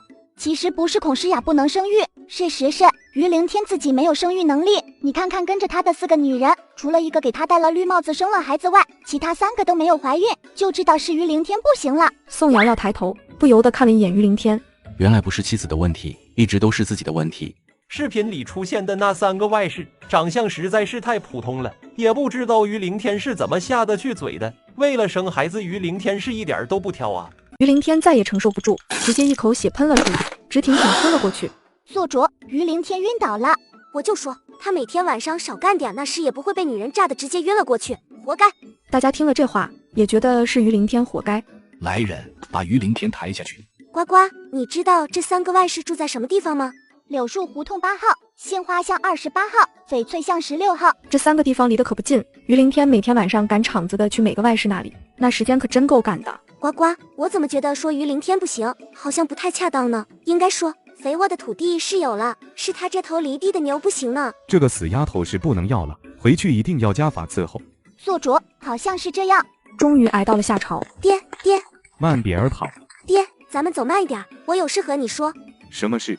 爹，刚才朝堂上，皇上说那个逆贼轩辕彻还没抓到。我觉得最危险的地方就是最安全的地方。你知道灯下黑吗？我觉得轩辕彻应该跑来京城了，而且躲在咱们根本想象不到的地方。你觉得呢？我会向皇上禀报的。爹，那你去见皇上，我在宫门口等你。好。我真是太聪明了。到了宫门口，宋瑶瑶坐在自家马车里在等宋侍郎。宿主，好戏开场了。中书令孔大人下朝后回到府里，带人冲到了柳树胡同8号。于凌天的外室，这是被中书令孔大人发现了吗？真是太好了，就是要好好的收拾那个死渣男和那个不要脸的小三。我爹怎么还不回来？我想去看现场。这宫门口离柳树胡同不知道远不远，靠我这2条腿跑过去看，不知道行不行。你爹还没出来呢。据我所知，柳树胡同离这里乘马车至少要1个小时，我可以给你现场直播，你何必要亲自跑到现场去看呢？那不一样，在现场看，那种氛围更加刺激，更加有代入感。那直播你还要看吗？要的，不能去现场看，也只能将就看直播了。好的，宿主。只见中书令孔大人的身后，呼呼啦啦带着一大群人，冲到了柳树胡同8号。你们是什么人？这位爷，你们是不是认错了人？没有找错人，叫你家主子出来。我这就去叫主子出来。那个年轻女子看到中书令孔大人的时候，眼睛明显瑟缩了一下。各位来这里是有什么事情吗？从你刚才的眼神看得出来，你是知道我是谁的。既然你知道，我也就不和你拐弯抹角了。想算计中书令府和中书令府的小姐，你还是太嫩了。想让我们给你和你的监生子铺路，简直就是痴人说梦。你这样的女人和别人无媒苟合，就该被进猪笼。来人啊，把这个女人和那个监生子送去见官，让官府好好处置这个荡妇。是。天凤国虽然民风开放，但对于这种女子，还是惩罚非常严重的。你们不能这么对我，我好歹给于大人生了一个儿子，于大人是不会放过你们的。你确定那个监生子是于凌天的？我不妨告诉你，于凌天得知你给他戴了绿帽子，还让他帮你养野种，已经在朝堂上吐血气昏了过去。完了，事情败露，没有人会来救他了。孔大人转身就走了出去，转身准备去第2家。呱呱，这就完了？我还以为能看到撕逼大战呢，这种碾压式的虐渣真没意思。我喜欢看扯辫子、扇巴掌的那种撕逼。宿主，中书令孔大人去了翡翠巷，孔夫人知道于凌天有3个外室后气疯了，现在带着一众丫鬟婆子直接去杏花巷了。真的，女人应该可以撕起来，我要看女人们的撕逼大战。我爹怎么还没来？急死我了！宋瑶瑶的心声刚落，就传来了宋侍郎的声音：瑶瑶，爹，你回来了，我们可以回去了吗？走吧。爹，我想去杏花巷那边。你去那边干什么？听说那边新开了家点心铺子，我想去看看。你听谁说的？总之我就是听说了。爹，你就让我去吧。爹，好不好嘛？宋瑶瑶撒娇卖萌，各种招数都用上了，宋侍郎才松口。好。马车刚一停，不等宋侍郎说话，宋瑶瑶已经跳下了马车，朝着杏花巷28号跑去。刚挤进去就看到一个雍容华贵的夫人正在左右开弓扇巴掌。这是亲自上场撕逼了。大娘，这是发生了什么事？这个贵妇人是孔夫人，这个被压着打的是中书令女婿于大人的外室。以前我们可听说了，于大人就算自己的妻子几年无所出，还是一如既往的对她痴心不改。府里没有妾室，也没有通房，我们当时还夸于大人是个重情重义的好夫君，真没想到于大人偷偷养了外室，听说还养了3房，这只是其中1房。真的？是真的，就该把这几房不知道廉耻的外室都弄死。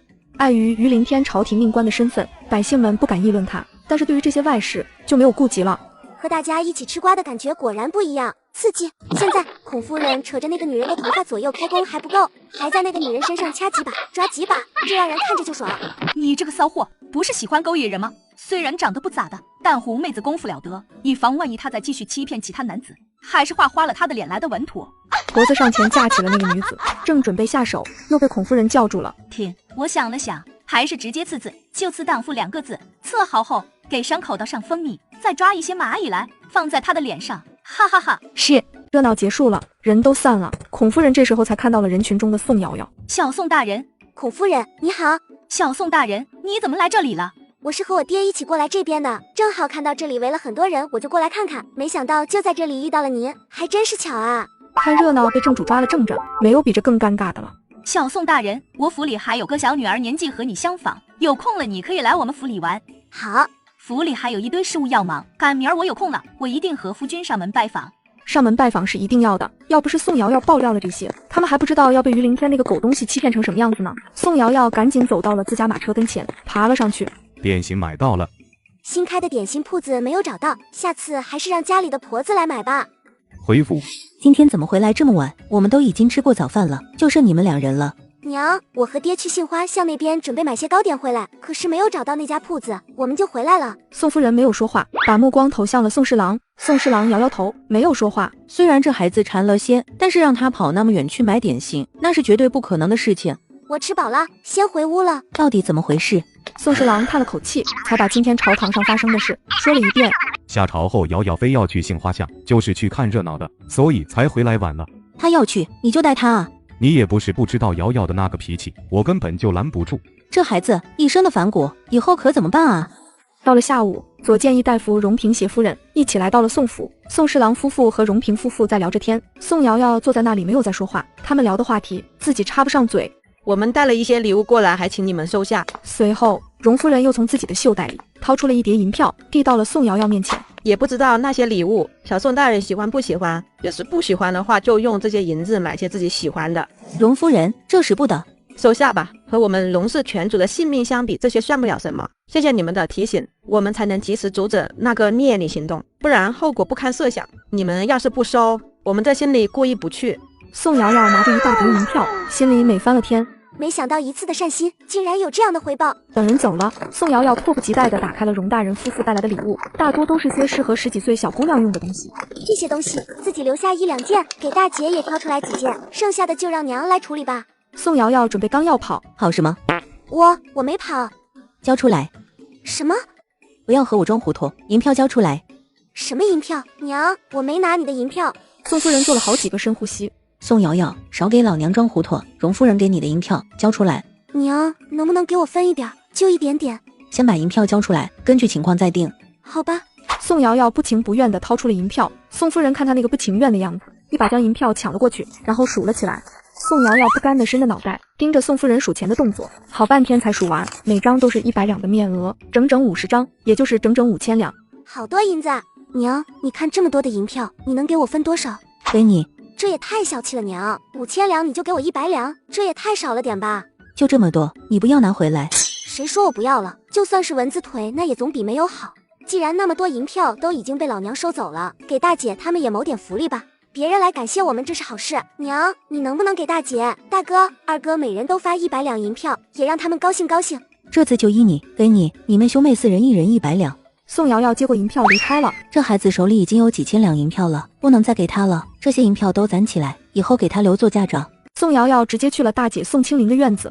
小妹，你这是怎么了？大姐，娘，她竟然抢我的银票，整整5000两啊！大姐，你说我买块豆腐威胁娘，她不还给我银票，我就撞豆腐，你说有没有用？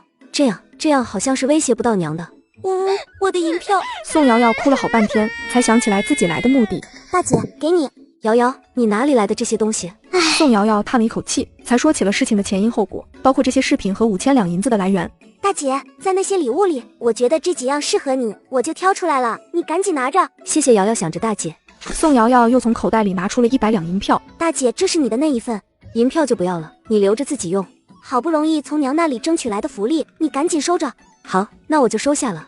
大姐，明天我休沐，咱们去街上逛逛吧。这是你和娘说了吗？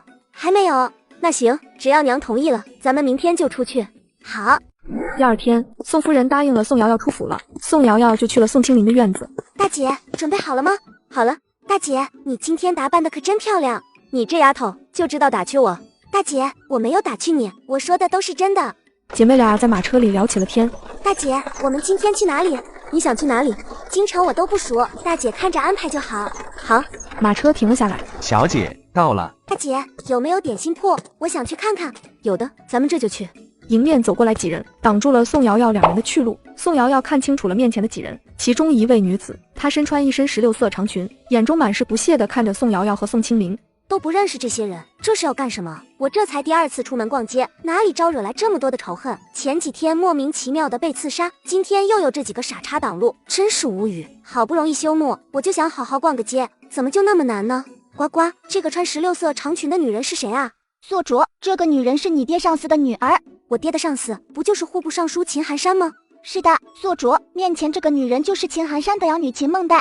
大家听到宋瑶瑶心声的时候，和秦梦黛一起的那几个人都往后退了一步。他们本来是不想跟着秦梦黛过来的，可是秦梦黛的父亲比自家爹的官职高，他们也只能硬着头皮跟过来了。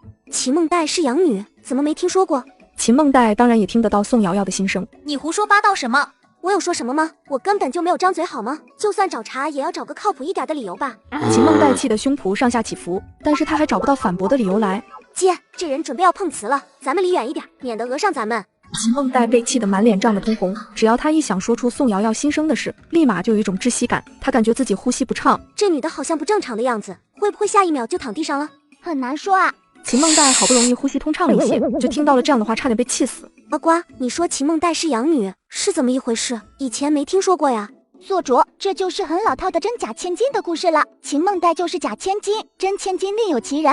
偌大的府里还能出现这样的事？户部尚书秦寒山娶了太师嫡女苏婉儿，婚后3年，秦夫人才有了身孕。9个月后，秦夫人动了胎气，九死一生才生下了一个女儿，取名秦梦黛。自此无法再生育了。直到前段时间，秦夫人的奶娘去世前，才说出了一个惊天秘密。10几年前，秦夫人刚生产完，虚弱的昏了过去。就在这时，奶娘调换了孩子，奶娘把秦夫人生的孩子抱走，把一个不知道从哪里来的孩子放在了秦夫人身边。秦夫人问奶娘为什么要这么做，奶娘说她的男人在赌房欠了1000两银子，赌房的人找上了门，要是不还钱就要剁了她男人的手。就在这时，有一个黑衣人出现了，他说是只要奶娘夫妻2人听话，他就可以帮着还钱。走投无路之下，奶娘夫妻2人也只能答应了。还完钱，黑衣人让他们夫妻2人待命，以后用他们的时候会再来找他们的。半年后，没想到黑衣人再一次出现了，他吩咐等秦夫人生产完，让奶娘趁机调换孩子，然后把真千金溺死。奶娘换了孩子以后，自觉对不住秦夫人，没有把真千金溺死，而是偷偷送去了乡下的一户农家。呱呱，我怎么觉得这件事自始至终就是一场阴谋呢？别人故意引诱奶娘的夫君去赌场，让他输了1000两银子，还不上赌方准备要剁手的时候，出现一个黑衣人替他们还了赌债，从而拿捏住了奶娘夫妻。这一切怎么就那么凑巧呢？宿主，你可真聪明，这从头到尾就是一场阴谋，就是为了调换孩子做的准备。只是背后之人没想到，奶娘临死之前会说出实情来。秦夫人得知实情后，秦大人夫妻2人按照奶娘说的地址去乡下把真千金接了回来。他们给真千金取名秦悠悠，可是真千金接回来以后，和夫妻2人期待的完全不一样。夫妻2人发现秦悠悠被养得胆小懦弱，见人就躲躲闪闪，唯唯诺诺的，皮肤粗糙蜡黄，这根本就不是他们心中的千金小姐。2人开始嫌弃秦悠悠丢人，从秦悠悠一回来就把她安排在了一个偏僻的小院子里，根本不让她出门。表面上秦悠悠是千金小姐，实际上那生活过得还不如他们府里的下人，那生活还不如在乡下的时候呢。夫妻2人倒是对这个假千金一如既往的疼爱。秦寒山夫妻的脑子是不是被驴踢了？百般搓磨自己的亲生女儿，对一个假货倒是不爱得很，没有10年脑血栓都干不出来这事。我呸！就是恶心。呱呱，你知道那个黑衣人是谁吗？这场阴谋的背后之人就是那个黑衣人吗？你要不要猜一猜，这场阴谋的背后之人是谁？呱呱，你就不要吊我的胃口了，直接告诉我。好吧，这场阴谋背后之人是秦寒山的小妾郭氏，原名郭碧莲，是江南有名的富商郭家的嫡女。10几年前，郭家一夜之间被满门屠了，整个郭家也就逃出来了她一个。一路跌跌撞撞，她来到了京城。刚到京城，郭碧莲就晕倒了，被秦寒山看到，把人送去了医馆。一来二去，郭碧莲和秦寒山就熟悉了起来。郭碧莲为了自己的安全，索性做了个局，做了秦寒山的小妾。秦夫人怀孕的时候，郭碧莲发现自己也怀孕了。老大夫给2人诊过脉以后，就说2人怀的都是女孩。郭碧婷听了后，为了自己的女儿才设了这个真假千金的局。那个黑衣人就是一路从江南护送郭碧莲到京城的护卫之一，对郭碧莲忠心的很。也就是说，秦梦黛其实是秦寒山小妾郭碧莲所生。是的，宿主。好一出李代桃僵，真是最毒妇人心。为了达到自己的目的，就做出这样的事情来。对了，真千金秦悠悠被送去乡下，假千金秦梦黛换到了秦夫人身边，那么郭碧莲生孩子的时候没有生出孩子来，她是怎么圆过去的？郭碧莲生产的时候买通了产婆，对外就说孩子生出来就是个死胎。这郭碧莲真是个人才啊，把后宅给玩明白了。秦府所有人都被郭碧莲这个女人耍得团团转。郭姨娘对我那么好，原来姨娘是自己的亲娘。原来一切想不通的地方，现在都想通了。宋瑶瑶一抬头，就看到了脸色惨白的秦梦黛。咱们就不说这秦梦黛的身份了，就看她的脸蛋，长得还真是不错，长相也是明媚大气，身材更是劲爆火辣。哎呀呀，说的我都有些把持不住了。听到这话的人，每个人的脸上都羞得通红，秦梦黛更是气得胸口上下起伏。秦梦黛怎么脸红的和猴子屁股一样？胸前那两坨更是随着她的呼吸上下起伏，好像谁没有胸一样。至于显摆她的那两坨吗？你，哇！她一生气，颤抖得更加厉害了。宋瑶瑶内心简直就像一个街溜子，还在心里打起了口哨，活脱脱就是一个女流氓。秦梦黛还是第一次被一个女人给调戏了。宋瑶瑶有官职在身，秦梦黛不敢打她，所以一下子就把怒火转移到宋清灵的身上了。秦梦黛突然冲向了宋清灵，宋清灵被推得一个踉跄，往后退了好几步，还好没有摔倒。敢当着我的面欺负我温柔美丽的大姐，简直不要命了！宋瑶瑶撸起袖子，也是冲了过去，使劲推了秦梦黛一把。秦梦黛猝不及防，整个人就被推倒在了地上。宋瑶瑶气呼呼的3两步走过去，直接骑在秦梦黛的身上，对着她翻了起来。你个小瘪三，敢打我大姐，你是活得不耐烦了？既然你找死，老娘今天就让你知道花儿为什么这样红。秦梦黛想反抗，可是刚一动手，她的手就被弹了回来，自己扇出去的巴掌直接扇在了自己脸上。大家都看到了秦梦黛扇自己巴掌的这一幕，大家都觉得秦梦黛是失心疯了，连自己都打。宋瑶瑶想起来呱呱升级后给她开启的自我保护功能，过了这么半天，大家才反应了过来，赶紧冲过去拉开了两人。宋瑶瑶身上倒是干干净净的，此刻的秦梦黛脸肿得和猪头一样。小宋大人这是打架还是在占秦梦黛的便宜？看那胸部的抓痕，这也太生猛了！小宋大人连女人都不放过。秦梦黛根本没发现自己胸部的异状，她只觉得自己全身哪哪都疼。秦梦黛从地上爬了起来，就发现了众人用一种想看又不敢看的眼神偷偷打量着她。随后，秦梦黛就发出了一阵凄厉的尖叫声。秦梦黛用手捂住了自己的胸部，不准看，你们不准看，再看挖了你们的眼珠子。有些人听到这话，立马就收回了目光，也有人不怕秦梦黛威胁的，更加肆无忌惮地打量了起来，嘴里还不停地议论着。那两坨可比老王家铺子里的大白馒头还要大。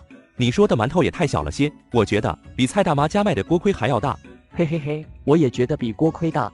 这几人议论的声音可一点都没避着大家，而且还巴不得别人听不到一样，声音很大。呱呱，这几个议论的男子都是谁啊？他们不怕尚书大人吗？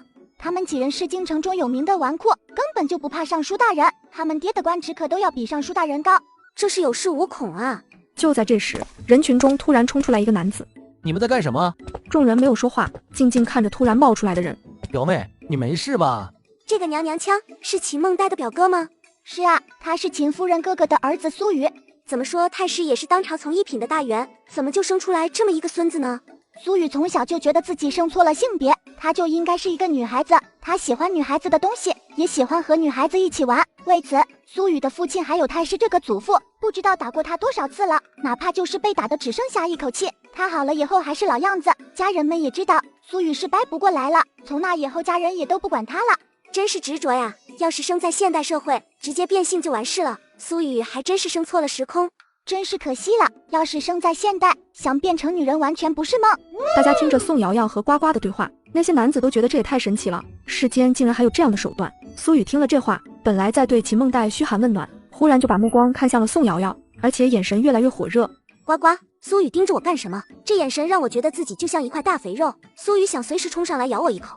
就在这时，苏宇已经扭着腰肢来到了宋瑶瑶面前。苏宇还没有开口，宋瑶瑶的心声再次响了起来。我操，苏宇这腰扭的，我一个女人都自愧不如，一个大老爷们是怎么做到这么骚里骚气的？我真想问他一句，你月是规律吗？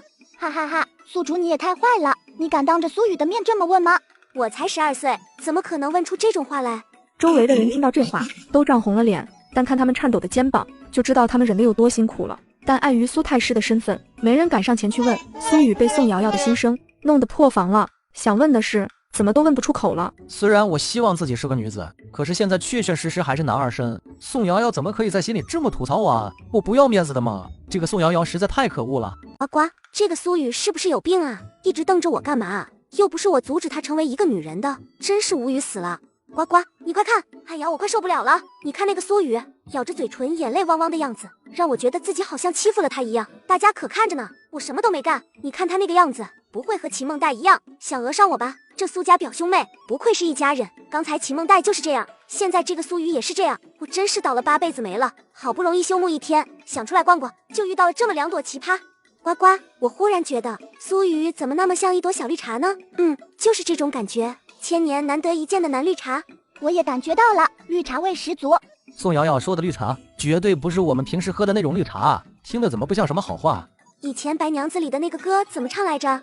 千年等一回，等回绿茶耶，千年等一回，绿茶真难喝。是谁在耳边说？小宋大人发什么疯？怎么还唱上了？那声音悲悲切切、凄凄哀哀的，让人有一种吃了翔的感觉。苏雨眼眶里的泪水要掉不掉的，硬生生被他给憋了回去。苏雨愤怒地瞪着宋瑶瑶，冷哼一声，跺了跺脚，扭着她的小腰离开了。这腰扭的都快扭出2里地去了。宋瑶瑶拿出了自己的手帕，在手里甩了甩，学着苏雨先是冷哼了一声，跺了跺脚，然后也扭了起来。结果还没扭几下，她就觉得自己的腰闪了。大姐救命啊！我的腰闪了。这个小宋大人也太有意思了。谁叫你学人家的？现在好了，腰闪了吧？大姐，这也不能怪我呀。一个男人能扭成那样，我作为一个女子就觉得自己特别废物，也想试试，没想到就成了现在这个样子。咱们现在就去医馆，让大夫看看你的腰。大姐，我自己就是医生，腰扭了缓缓就好了，没什么大事，咱们就不要去医馆了。这次你必须听我的，不然我回去告诉宁，你下次就不要再出府了。唉，好吧，和自由比起来，去医馆就去医馆吧。宋瑶瑶来到医馆，老大夫问过宋瑶瑶的情况后，开了些跌打损伤的药，还把自己炮制的药油拿了出来。汤药要按时吃，回去用药油好好按摩扭伤的地方，这样才好得快。抓好药，付了银子，宋瑶瑶和宋清灵准备离开的时候，医馆里冲进来一个汉子，怀里抱着一个小孩，怀里的孩子翻着白眼，一副呼吸不畅的样子。这到底是怎么一回事？那个汉子后面现在才跟着跑进来一个女人，她一边跑一边哭：金宝，金宝。我和媳妇在忙，孩子在一旁玩，他自己拿了一颗大枣吃，直接把整个枣都吞了下去，孩子就成了这个样子。老大夫掰开孩子的嘴巴看了看，摇摇头：节哀。大夫，你救救我的儿子吧，他刚才还是活蹦乱跳的，我们不能没有他，你一定要救救他。大夫，你一定要救我的孩子，我们40多岁才有了这么一根独苗苗，孩子一定不能有事啊。我能救。老大夫看到一个小姑娘，有些迟疑，但是那对夫妻已经把宋瑶瑶当做了最后一根救命的稻草，再晚就来不及了。孩子爸爸扶着孩子，然后自己站在孩子身后，用双臂环抱孩子腰部，一手握拳，另一只手抓住握拳的手，快速用力向上冲击孩子腹部。重复了好几次后，那个孩子的嘴里终于吐出了一颗大枣。孩子吐出枣子后，才哇的一声哭了出来。没事了，没事了，这么小的孩子以后要多看着一些。夫妻2人又要给宋瑶瑶跪下，他连忙扶起了2人。谢谢恩人，不知道诊费几何？宋瑶瑶看了一眼老大夫，老大夫心领神会，是这位姑娘救的孩子，诊金当然也是要给这位姑娘的，至于诊金几何，也是这位姑娘说了算。只是举手之劳，无需诊金。这怎么可以？这绝对不行。我不是这里的医者，也是来这里看病的患者，巧的是我正好懂得急救的办法，诊金就不必了。你们还是赶紧回去吧，好好照顾孩子，孩子的嗓子可能有些受伤，这几天给孩子吃些清淡软烂的食物。好的，我们都记下了，谢谢姑娘。宋瑶瑶摆摆手，这夫妻2人这才抱着孩子离开了。宋清灵扶着宋瑶瑶也准备离开了，却被老大夫叫住了。2位姑娘，请留步。大夫，还有什么事？我想问问，刚才你用的那个急救方法，可以和我讲一讲吗？要是不方便的话，就当我没问。古代像医术这种东西都是有传承的，一般都不会交给其他人。没什么不好说的，这种方法叫海姆立克急救法，就是站在孩子身后，用双臂环抱孩子腰部，一手握拳，另一只手抓住握拳的手，快速用力向上冲击孩子腹部，重复几次直到异物排出。没想到姑娘一点都没有顾忌，就这样在大庭广众之下把这种救人的方法教给了大家，这份胸襟真是令人佩服。不必如此。姑娘大才，胸襟宽阔，理所当然受这一礼。姑娘，你会医术？不懂，刚才的那个急救法还是以前遇到了一个胡人他教给我的。原来如此。老大夫本来还想请宋瑶瑶来他的医馆坐诊的，现在看来是不成了。姑娘慢走。就在这时，刚才那个汉子走了过来。姑娘，你不收诊金，我们也没什么好感谢你的，就送你一些我们自家铺子做的点心吧。你要是不收的话，我们心里肯定过意不去。姑娘，你就收下吧。好吧，那那我就收下了。大姐，我们去福满楼吃饭吧。瑶瑶，你都伤成这样了，咱们还是赶紧回府。大姐，好不容易出来一趟，咱们吃了再回去吧，我求你了，我的好姐姐。被宋瑶瑶磨得不行，再看看她可怜巴巴的样子，宋清灵最后还是答应了。好吧，好吧，就这一次。两位小姐，提前预定了位置吗？没有，实在不好意思，酒楼已经客满了，两位小姐需要等一会儿才行。哎，看来也只能打道回府了。小宋大人。宋瑶瑶扭过头看去，来人不是别人，正是六王爷陈一霄。见过六王爷。起来吧，远远就看到你们，怎么刚到门口，小宋大人都没进去就要走了？臣来的不是时候，福满楼客满了，我没有提前预定位置，所以打算离开了。小宋大人要是不介意的话，可以和我们一起。宋瑶瑶还是第一次被人邀请吃饭，眼神一下子就亮了。不等宋清灵说话，宋瑶瑶就答应了。既然六王爷诚心邀请，那臣也就却之不恭了。于是六王爷一行人走在前面，宋清灵和宋瑶瑶跟在了后面。瑶瑶，你怎么没和我商量，就答应和六王爷他们一起用膳了？大姐，有人免费请咱们吃饭，这不是好事吗？有句话叫有便宜不占王八蛋，我宋瑶瑶可不傻，可不想当那个王八蛋。再说了，上次来福满楼，我看到好几道菜都想吃，可是价格太贵了，我都没舍得点。今天不用咱们花钱，这多好啊！一会儿咱们可以挑那些最贵的点，也让我体验体验吃大户的感觉。瑶瑶，这样不好吧？有什么不好的？这座酒楼是皇上的产业，老子赚儿子的银子，那不是等于把银子从左口袋放到了自己的右口袋吗？没什么不好的。还能这么理解吗？就是这么理解的。宋清灵已经被宋瑶瑶给忽悠瘸了。两位姑娘想吃点什么？我就喜欢吃贵的，越贵的越好。你可真敢说啊！大姐，你拽我干什么？这不是殿下诚心问我就是实话实说了吗？上几道你们这里的招牌菜，另外再上2道你们这里价格最贵的菜肴，至于其他的，你看着安排就好。是。宋瑶瑶发现六王爷旁边坐的一个男子，不停地朝他翻着白眼。这位公子，你眼睛不停地抽搐，是眼睛不舒服吗？被这么多道目光盯着，那个男子脸变得通红。宿主人家那不是眼睛不舒服，是不屑你的这种小家子气故意翻白眼呢。呱呱，今天我没呼叫你，你怎么就先说话了？对面那人白眼都要翻到天上去了，你还傻不愣登的问人家是不是眼睛不舒服，就没见过你这么没有眼力见的宿主了。我早就看出那小子对我不满了，我就是故意那么说的。没看到现在大家的目光都被吸引到他身上去了吗？你看看他现在多尴尬呀！呱呱，那个翻白眼的小子是谁呀？怎么看着那么欠揍呢？六王爷都没说什么呢，他倒是像案板的狗屎先跳出来了，看把他能的。他就是锅盔妹秦梦带的另一个表哥苏木。这一家子都是什么人啊？前脚一个蓝绿茶，后脚一个白眼哥。你才是白眼哥，不对，你是白眼妹，你全家都是白眼妹。六王爷给大家互相介绍了起来，介绍完以后就聊起了天。切，一个大男人翻白眼，真是让人无语。没有文化的人才不会做出如此不雅的动作来。呱呱，这苏木一家知不知道秦梦带是假千金的事？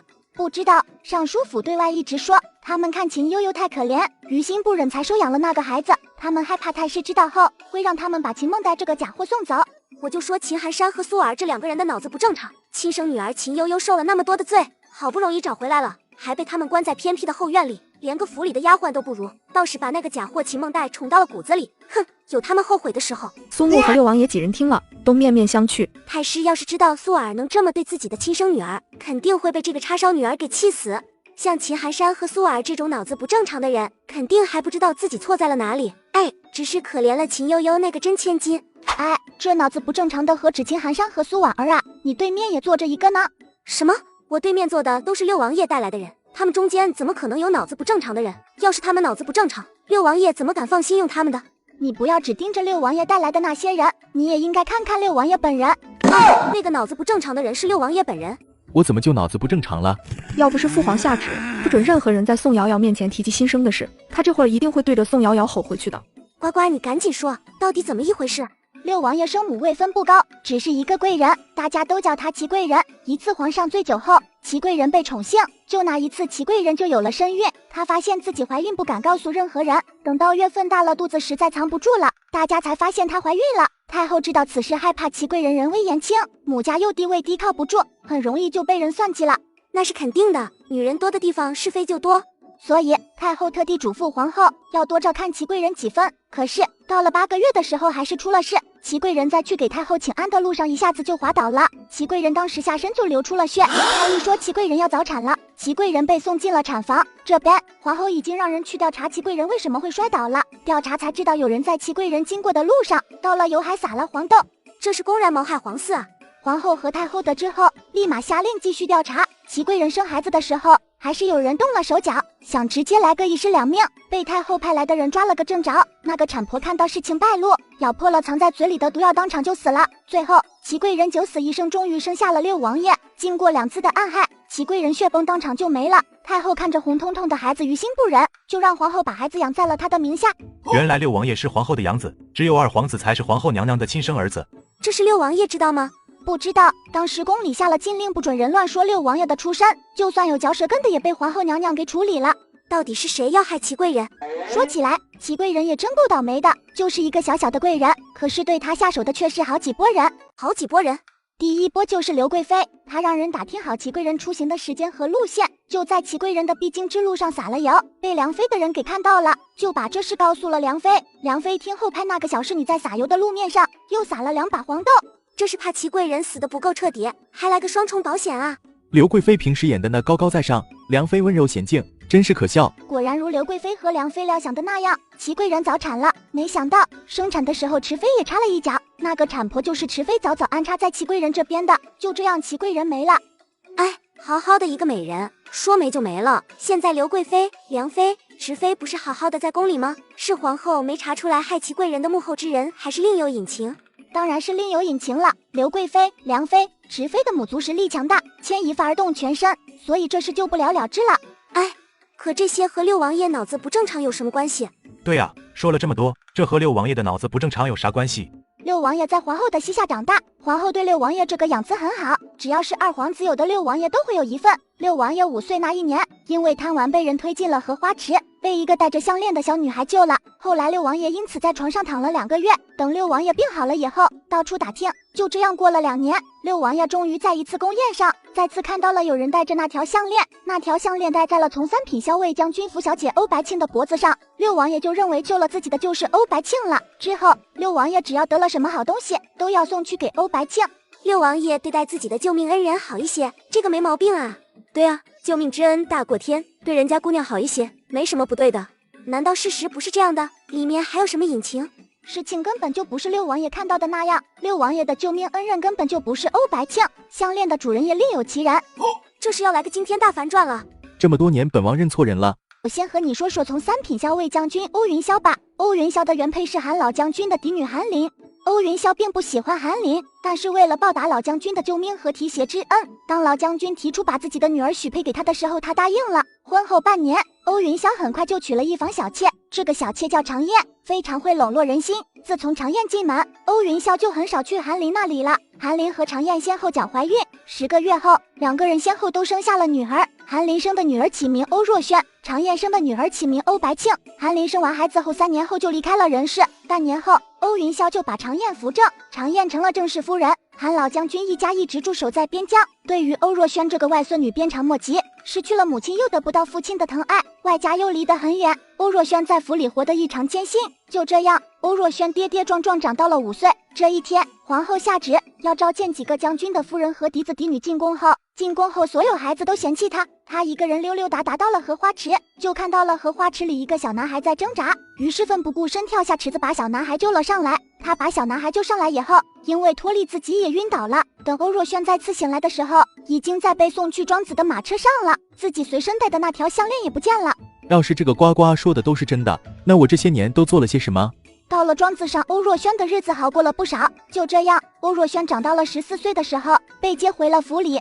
为什么突然接回来？韩老将军用自己的战功，希望皇上给自己的外孙女欧若萱赐一门好亲事。皇上考虑过后，就把欧若萱赐给了六王爷陈义霄。很多人都知道，六王爷心里只有欧白庆。突然冒出来一个乡下的野丫头，占了六王妃的位置，六王爷肯定不愿意了。于是婚前六王爷就羞辱欧若萱不知廉耻，强迫自己娶她。婚后更是极致的羞辱欧若萱。大婚之夜，六王爷连洞房都没进，而是宿在了书房。加上欧白庆的挑唆，欧若萱虽然占着王妃的身份，实际连个下人都不如，吃不饱穿不暖，下人的辱骂虐待，六王爷言语的侮辱。欧若萱这才嫁给六王爷不到1年时间，已经好几次差点被打死了。欧若萱到现在还是个黄花大闺女，在古代，这算是绝对的羞辱了。你说说，这六王爷是不是脑子不正常？那个绿茶欧白青说什么他都信，明明叫暗卫查一查就知道结果的事，他就是不去查，不管什么事，只要欧白青暗示是谁干的，六王爷脑子就和有包一样，冲上去替他出头。真没想到六王爷私下竟然是这样的人，真没看出来啊！不止你没看出来，我们也没看出来啊！这个六王爷确实脑子有泡，和脑残差不多了。人家说什么都信，要是哪天欧白庆拿来毒药要他吃，估计二话不说就吃了。六王爷应该属于舔狗吧？舔狗，舔到最后一无所有。看着这个傻缺，我都后悔刚才没多点2个最贵的菜，坑死这个傻缺。呱呱，那个项链是怎么到欧白庆身上的？欧若轩怎么连夜被送走了？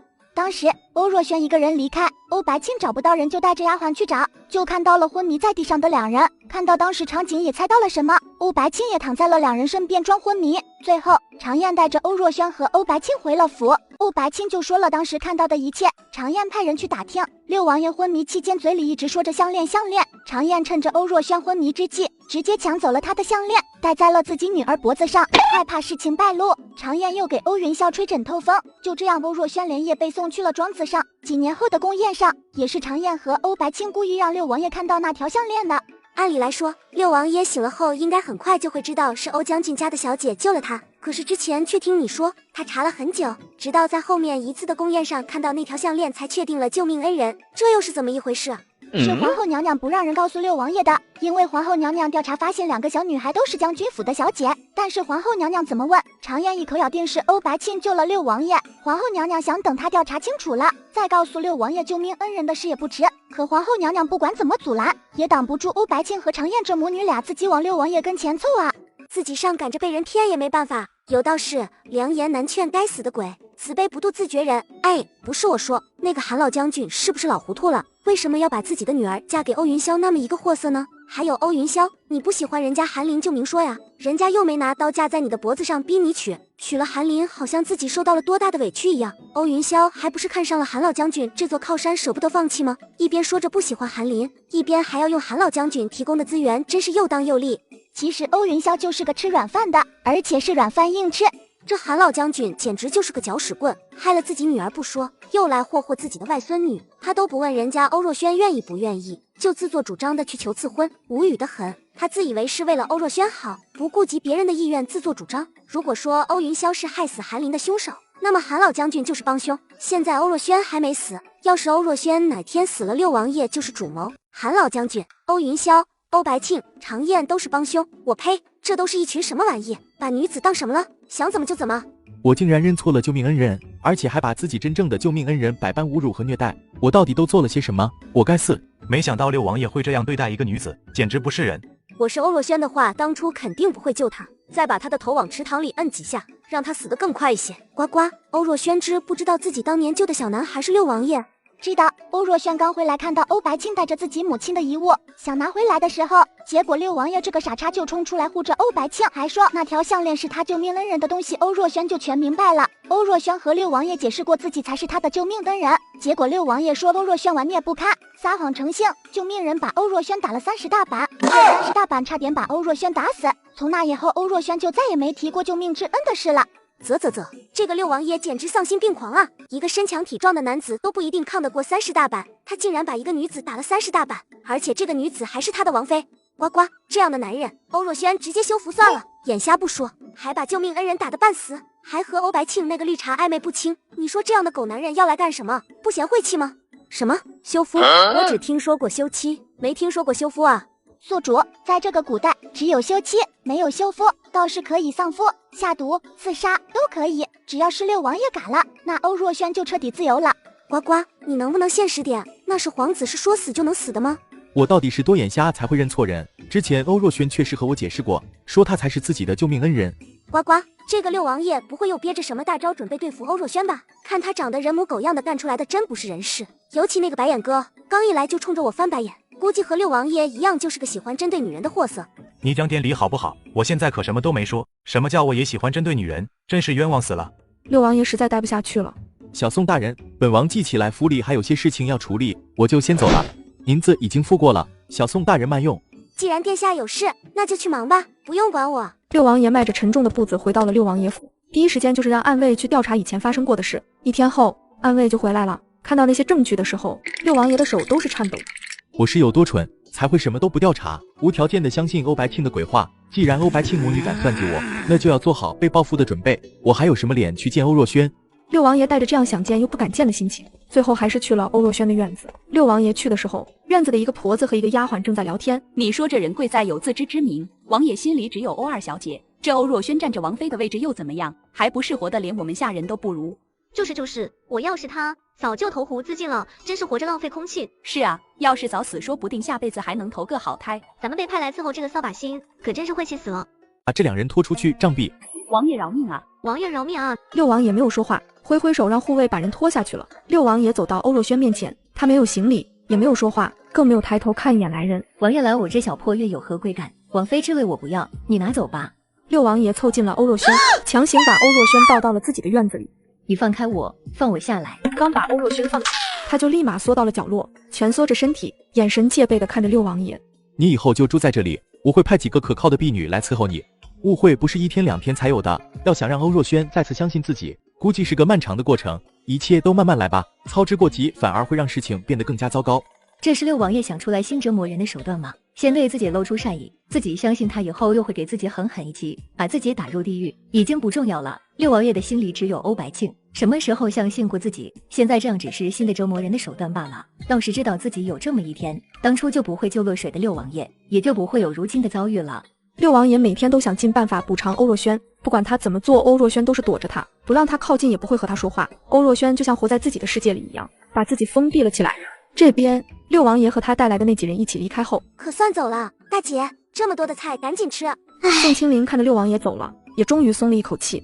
欧若轩也是可怜，从小就不得父亲喜欢，母亲过世后更是没人护着了，被送去庄子上，倒是过了几年悠闲的日子，再次被接回来就是地狱生活的开始。一想到血肉模糊的场面，宋清灵有些反胃。宋清灵看看一旁的宋瑶瑶，也就她能这么没心没肺的用膳了。大姐你怎么不吃？不合胃口吗？没有，你自己吃吧。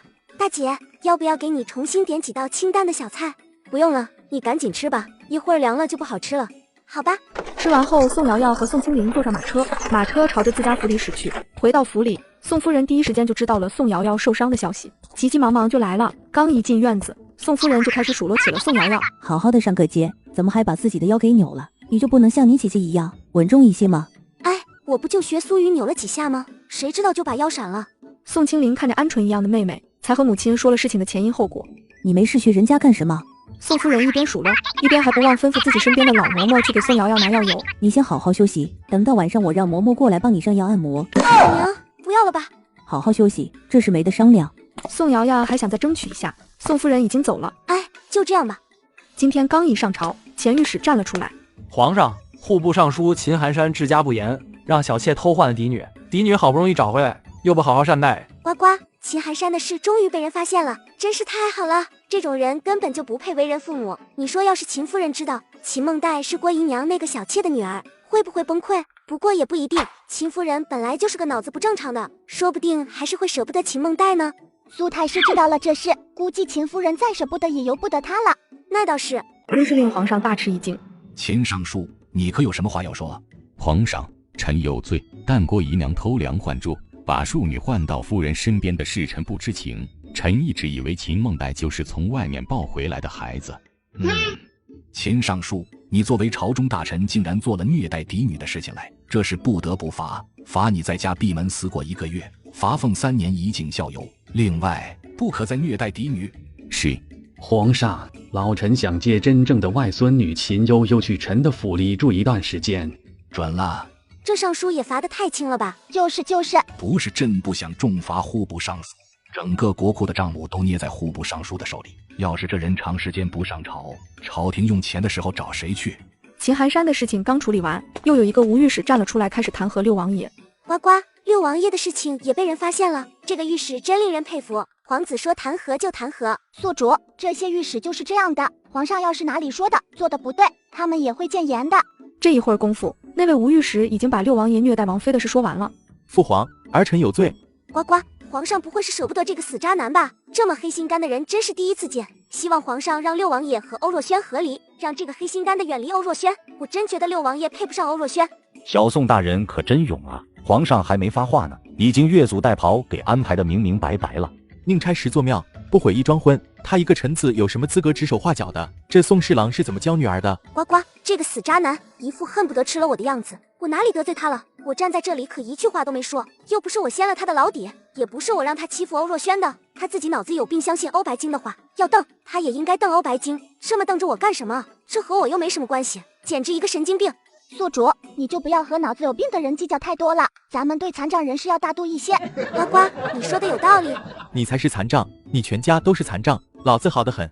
这个儿子八成脑子有病，才会被欧白金母女骗了这么多年的。改天让御膳房做点猪脑汤，给儿子送去好好补补脑子。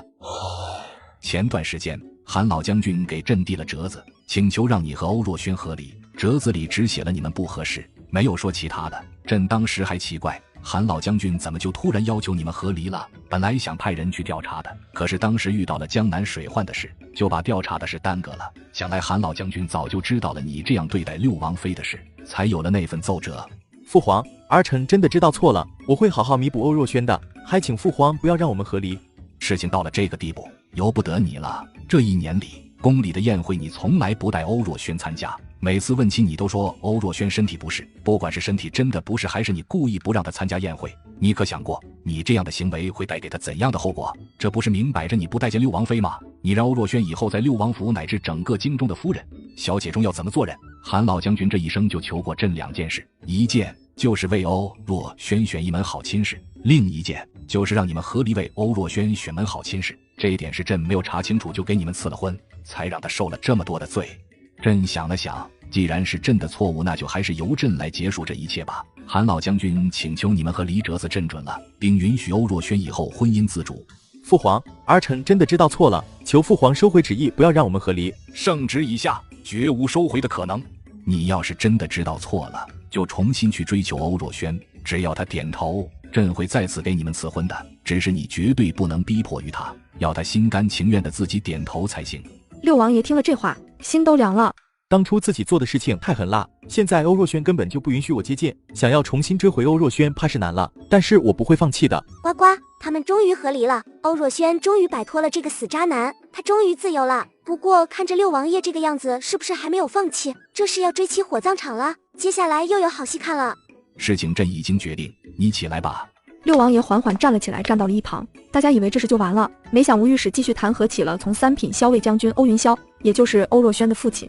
欧云霄没有善待原配韩玲，让她郁郁而终，嫡女更是在府里受尽了搓磨。欧云霄纵容季氏母女，欺上瞒下，冒领救命之恩，致使六王爷认错了救命恩人，才导致如今六王爷六王妃和离的局面。这一切都是欧云霄的错，说是为了报答韩老将军的救命和提携之恩才娶了韩玲，可在皇帝看来，那么对待韩玲母女哪里是在报答韩老将军，这分明是在报仇。韩老将军就那么一个女儿，硬生生被这个畜生给折腾死了。这种人连对自己的妻子和孩子都那么狠，还能指望他守卫这个国家吗？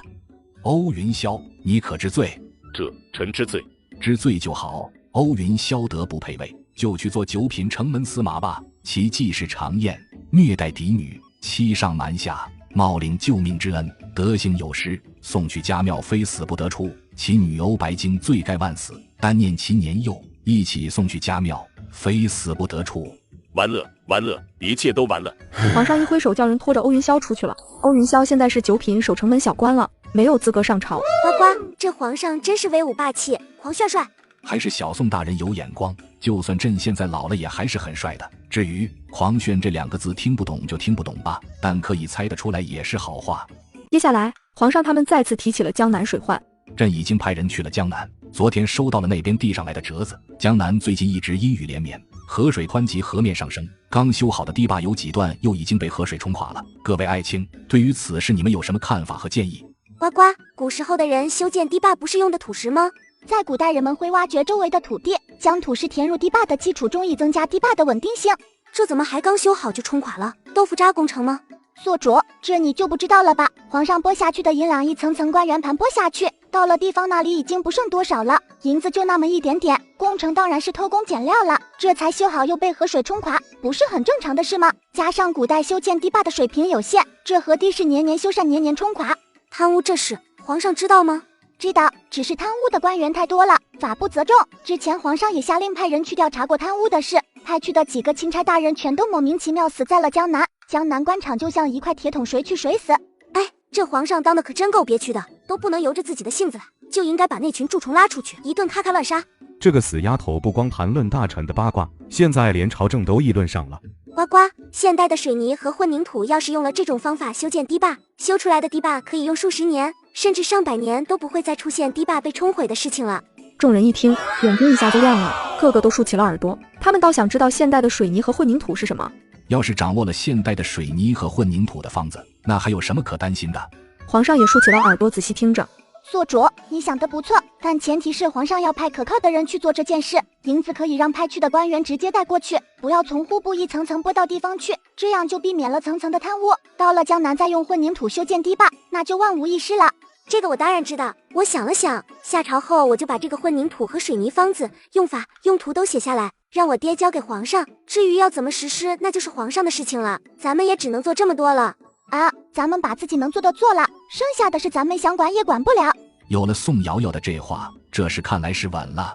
有了解决的办法，朝堂上的氛围一下子轻松了起来。呱呱，我怎么感觉朝堂的氛围突然就变了？宿主，我也感觉到了。这些朝臣们一天天的也不知道怎么回事，就和来了大姨妈一样，那心情都是变来变去的，让人真难琢磨。宿主，女人的月事才叫大姨妈，男人的那叫做大姨夫。啊，对对对，呱呱真是个有文化的童子。大家被宋瑶瑶给气的，那脸上就和调色盘一样五彩纷呈，真憋屈。这个不孝子真是无法无天，什么都敢说。只要能把水泥和混凝土方子拿出，说几句就说几句，朕就不计较了。无事就退下吧。众朝臣正准备说话的时候，就听到了大殿外面传来的哭闹声。外面吵吵嚷嚷的，发生了何事？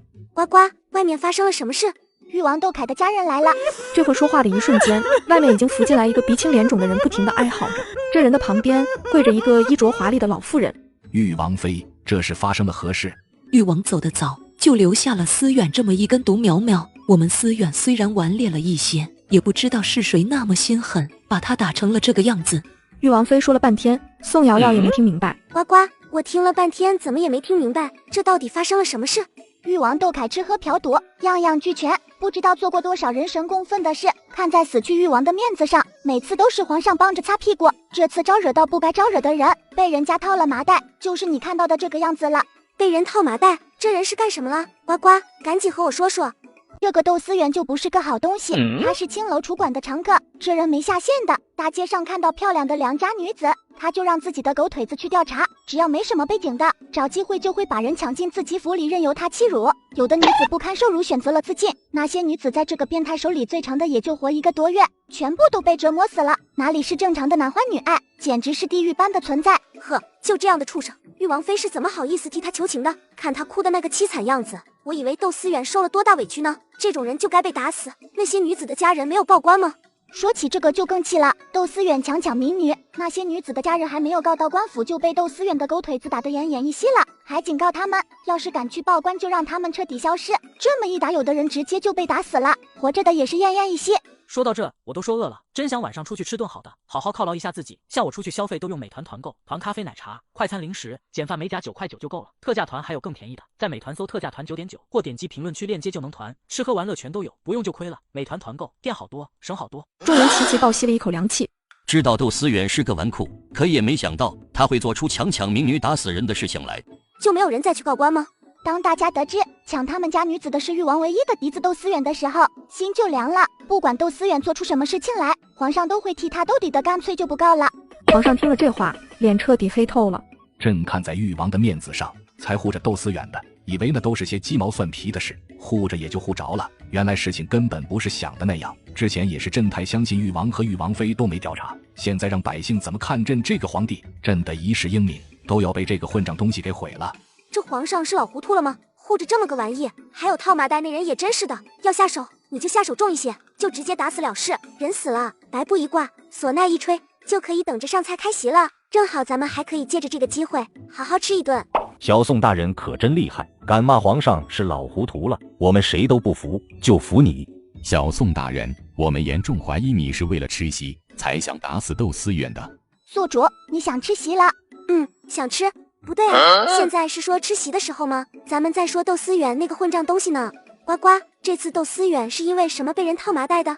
这货前段时间在大街上看到一个长相貌美的女子，打听后觉得人家没什么背景，就想直接把人抢回去。正好那女子的哥哥被派回来办点事，刚回来就遇到几个狗腿子在大街上抢自己的妹妹，带着手下的兵就把那些狗腿子打跑了。事后那个哥哥知道了始作俑者是窦思远后，带着人一直守在誉王府门口。昨天晚上窦思远在去青楼的路上就被那群当兵的套麻袋给群殴了。哎，还有力气嚎叫，我看还是打轻了。要是让我动手，我一定先割了他的作案工具，再挑断他的手筋脚筋，拔了他的舌头，把他丢进乞丐堆里，哪会让他现在这么哀嚎？怎么听怎么像驴叫，都要被吵死了。宿主，只要不被发现是完全可以的。哎，我也就是口嗨一下。呱呱，虽然咱们不能那么做，但是咱们可以找到证据，交给官府，让他永远都翻不了身。你说呢？这个可以。呱呱，那你知道证据在哪吗？誉王府的后花园有一片花草长是个外号，只要去过誉王府的人应该都见过。其实是尸体被埋在了那片花圃里当做花肥，那些花草能不长得好吗？什么？把尸体当做花肥？这个窦思远也太恶毒了，人死了连尸体都不放过，真不是东西。都说死者为大，这是被人折磨死了，死后还不得安宁。派人去把誉王府围了，只要在花圃里挖出骸骨来，一定饶不了他们。说到这，我都说饿了，真想晚上出去吃顿好的，好好犒劳一下自己。像我出去消费都用美团团购，团咖啡、奶茶、快餐、零食，简饭美甲9块9就够了。特价团还有更便宜的，在美团搜特价团9.9，或点击评论区链接就能团，吃喝玩乐全都有，不用就亏了。美团团购，店好多，省好多。誉王妃还在那里絮絮叨叨的，抹着眼泪。誉王妃，你想朕怎么做？皇上一定要抓住打我儿的人，让他们受到应有的惩罚。皇上，您也知道，誉王府自从王爷过世以后，我们母子都是靠着王爷生前留下的那些东西过日子的。这么多年过去了，王爷留下的东西也用得差不多了，我们思远还没有成亲，这以后的日子要怎么过啊？这是仗着誉王爷的功勋和皇上要赏赐来了。誉王妃纵容窦思远做了那么多猪狗不如的事情来，她是怎么好意思开口和皇上要赏赐的？呱呱，这个老女人是怎么敢和皇上要赏赐的？她把皇上当什么？当提款机？真是无耻至极。宿主，誉王妃的无耻应该是传承于誉王那个老东西，都是一样的不要脸。誉王不是功臣吗？呱呱，你怎么会这么说？这里面到底有什么我们不知道的隐情？你赶紧说来听听。既然宿主想知道，那我就从头说起。誉王原名窦凯，是曾经和先帝一起打过江山的结义异姓兄弟，曾经救过先帝的命。新朝建立，窦凯被封为了异姓王爷，也就是誉王。先帝在的时候，誉王倒是老老实实的。等先帝过世以后，现在的皇上登基，誉王就有些不满现在的皇上了。窦凯觉得自己一个战功赫赫的王爷，还要听一个黄口小儿的话，怎么想怎么憋屈，很不服气。誉王想谋反，但是也知道这是不能操之过急的。正好这个时候边疆有异动，需要有人带兵前往边疆。誉王毛遂自荐要去边疆镇守。誉王是个嘴皮子利索的，说的那是一个情真意切，都快说的自我感动哭了。皇上听了触动很大，最后就同意了。誉王终于如愿以偿拿到了半块虎符，独自带领大军去了边疆。皇上一点都没发现誉王的狼子野心吗？还有，这誉王都有反叛之心了，那个军功又是怎么来的？皇上当时年少，根本就没发现誉王的野心，主要还是誉王隐藏得太好，还把自己的王妃和儿子都留在了京城。加上先帝临终前告诉皇上，誉王是可信之人，有什么事可以找誉王商议，皇上这才对誉王完全没有戒心。原来如此，先帝都没想到他最信任的兄弟会有反叛之心吧？那军功呢？又是怎么一回事？誉王到了边疆，简直就是海阔凭鱼跃，天高任鸟飞。誉王在边疆彻底放飞了自我。誉王到了边疆，打了几次胜仗，确实震慑到了其他国家。本来誉王可以乘胜追击，一举攻破城池，擒获对方首领的，可是誉王没有。要是一举灭了对方，那不是就要班师回朝，把虎符交还给皇上了吗？手里没了兵权，就没有了底气。所以只要对方不来攻城，誉王都不会主动出战。誉王就这么耗着？誉王就是想这么耗着，敌不动我不动。誉王在边境的那几年，私下招兵买马，在边境操练起了私兵，这些私兵就是为了以后谋逆用的。至于说誉王的军功，那就更让人无语了。誉王除了贪恋权势，另一个爱好就是贪恋美色。誉王在边疆的时候，在军营外可是养了10几位貌美的女子，军营里不忙的时候，他就会去那些女子所在的别院，这些女子都是养在军营外城池里的，有时候一晚上点好几个女子一起。这誉王还真是老当益壮，玩的可真够花的，夜夜当新郎啊，也不怕铁杵磨成针了。宿主，这誉王倒是没有铁杵磨成针，但是马上疯了。什么？不是因为战事而死的？而是马上疯了。这和当时传出来的死因完全不一样啊！誉王年纪大了，就是因为玩的花玩得太刺激才直接猝死的。誉王死得这么不光彩，誉王的心腹就把别院的那些女子都杀了，对外就说誉王是因为担心战事，心急突发而死的。誉王就这样得了一份军功。就没有人检查尸体吗？检查了，这也检查不出来啊！誉王本来就是因为兴奋过度心急而死的，现在人家说他是因为战事着急上火，心急突发而死的，这要怎么查？古代的医疗水平查不出来啊！让这狗贼就这么白白捡了一份军功，我怎么就那么生气呢？除了誉王的2个心腹知道誉王真正的死因外，所有人都不知道，包括誉王妃和窦思远都不知道。誉王因为焦虑战事而死的消息传来，所有人都对这位王爷十分敬佩，皇上更是愧疚不已，这才有了后面皇上一直护着誉王府，护着窦思远的事。呱呱，皇上被誉王府这些王八蛋骗惨了。皇上气得捏紧了龙椅的扶手，他要是不扶着龙椅，估计当场就会被气晕过去。誉王干出了这样的事，誉王的手下更是欺君罔上，胆敢把誉王的死和战事挂钩冒领军功，这些人就应该抄家灭族。呱呱，誉王的2个心腹现在在什么地方？这可是重要的人证。他们2人现在还在边疆的军营里，官职都不低，一个叫范青云，是从五品定远将军，另一个叫胡成明，是从五品宁远将军。呱呱，我画画不行，我想把这2人的相貌画下来，到时候交给皇上的，现在要怎么办？宿主，我上次忘记和你说了，呱呱升级后还有打印功能，可以把宿主需要的图片打印下来。那个真是太好了，回去后你就把这2人的相貌打印出来，到时候和水泥混凝土方子一起交给我爹，一定要抓住这2个人，正好治誉王府的罪。没问题，宿主。这个小女儿是不是懂得太多了点，连马上风都知道？这个死丫头当着这么多人的面把这种事抖搂了出来，名声算是彻底没了。呱呱，之前不是说誉王有私兵吗？誉王都死了，那些私兵呢？誉王之前留下了不少钱财，这些年以来，范青云和胡成明就靠这些钱财自给自足地养活着那些私兵。那些私兵平时进行训练，闲暇之余开垦荒地，到了耕种的季节，他们就开始种植，收获来的东西用来养活自己，平时还会打猎。他们倒是会自给自足。不是，誉王都死了，范青云和胡成明还帮着操练私兵，他们是想干嘛？打算自己谋反吗？范青云和胡成明倒是没想过自己谋反，他们想着操练好了私兵，到时候把这些私兵交到窦思远手里。他们想支持窦思远谋反，就这范青云和胡成明是不是有病？想着辅佐这么一个玩意，那些私兵交到这货的手里，估计几天时间那些私兵就被解散了。这范青云和胡成明倒是对誉王忠心的很，只是他们的忠心用错了地方。对了，呱呱，一会儿你也把私兵的位置告诉我，我记下来一起给皇上。好的，宿主。誉王妃、窦思远，你们可知罪？誉王妃和窦思远的声音戛然而止，2人呆呆地看着皇上。难道做的那些事被皇上发现了？皇上，臣妇不知，还请皇上明示。草民不知，还请皇上明示。看看这些年来，你们做了什么还要朕说吗？你们打着朕的旗号，干着强抢民女、打死百姓的事，你们把朕当做什么？皇上，那都是传言，传言不可信。此刻的窦思远面色苍白，整个身体都颤抖了起来。窦思远，你自己做过什么？就不用我说了吧？证据就在你们家后花园的花圃里，朕已经派人去你们府上了，证据很快就会拿到手。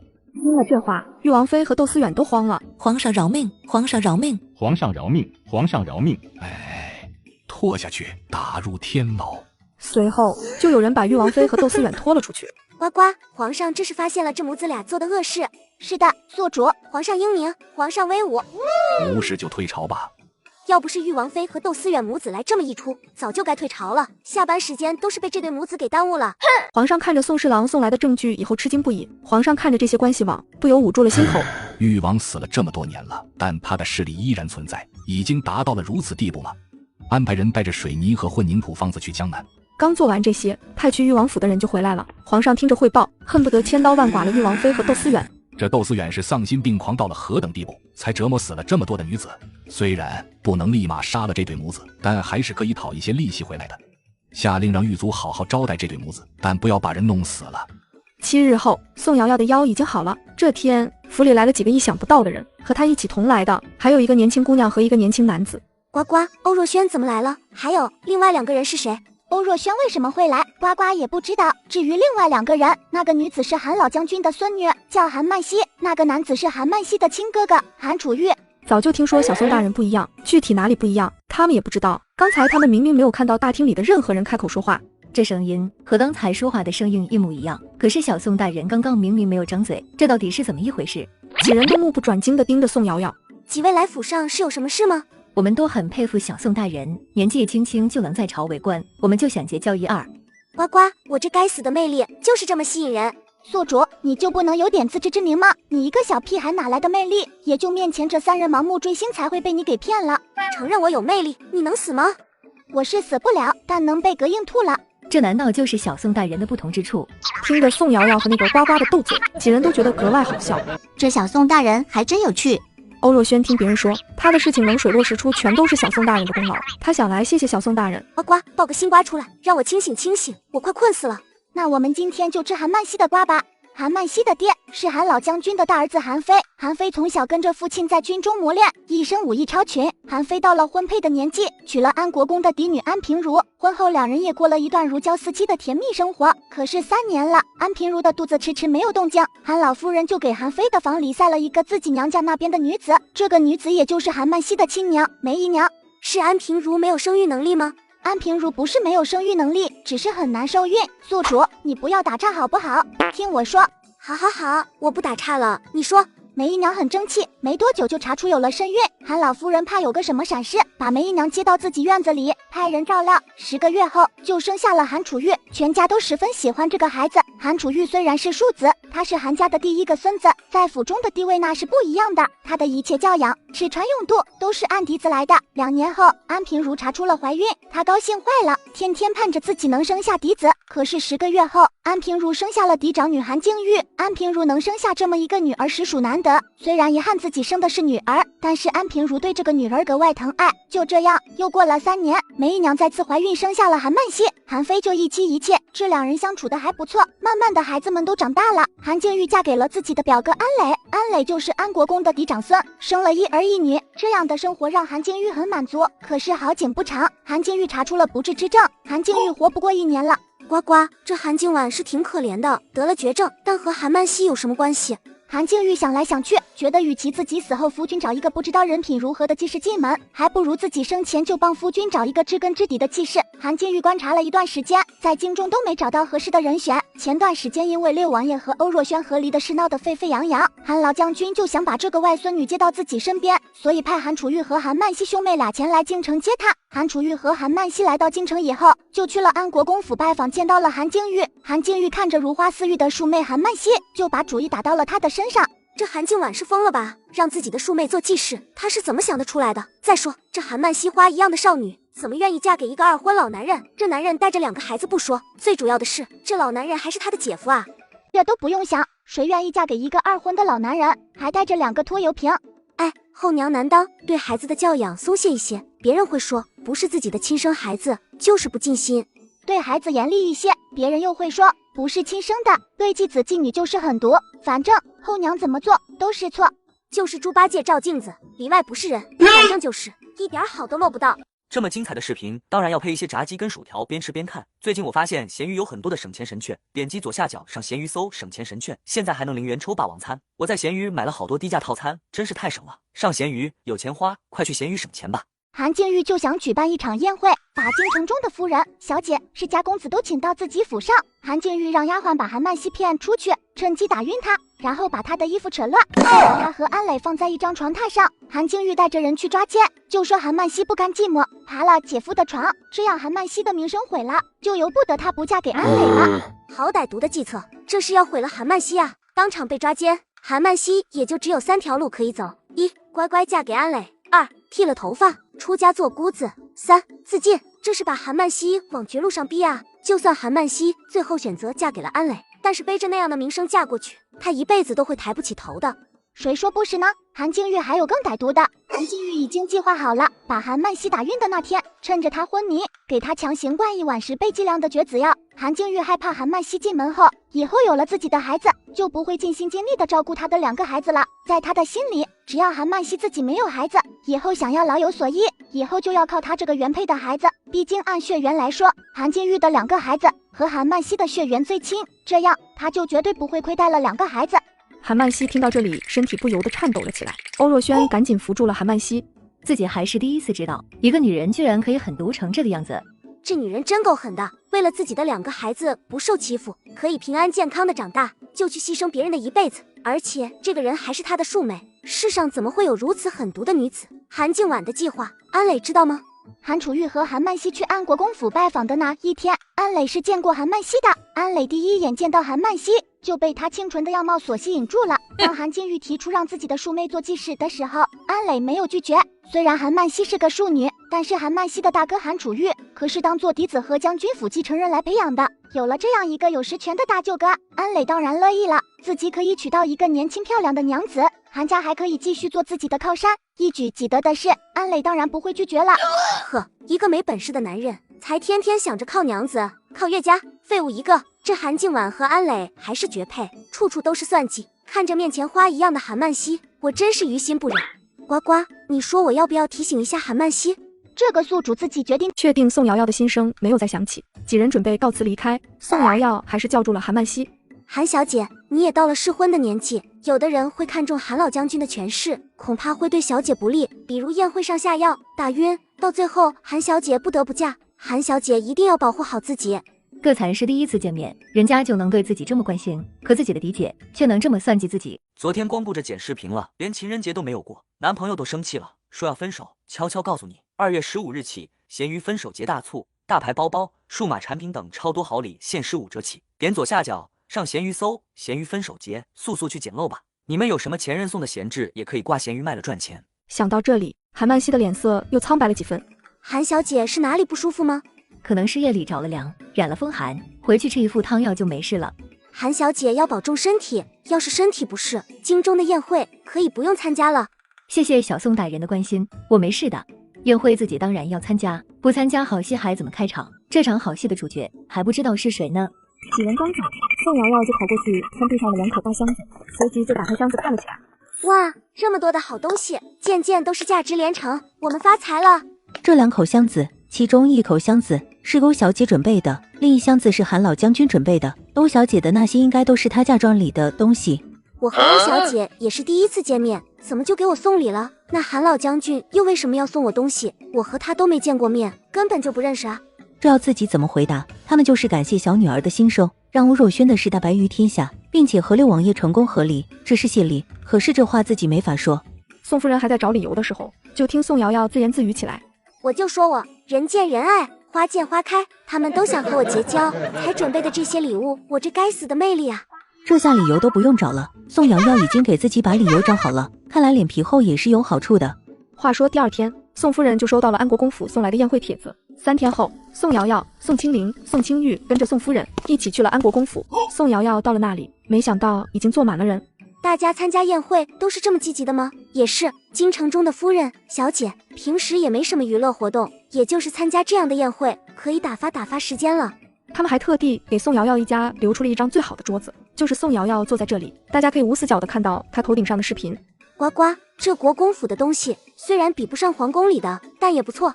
宿主，你喜欢的话可以多吃一点儿。宋瑶瑶吃得正开心，呱呱的声音响了起来。宿主，韩曼西被国公府的丫鬟骗出去了。呱呱，咱们立马跟出去。随着宋瑶瑶的心声响起，大家看到了她的头顶上一个年轻漂亮的姑娘，想来这个姑娘就是小宋大人说的韩曼西了，被一个小丫鬟叫了出去。娘，我吃的有点多，想出去走走，消消食。娘陪你一起去。看到这个情形，众人也跟着说想出去走走。就这样，宋家人身后呼呼啦啦跟着一群人。宿主，你不用去帮忙了，韩曼西那边自己能解决，你放心吧。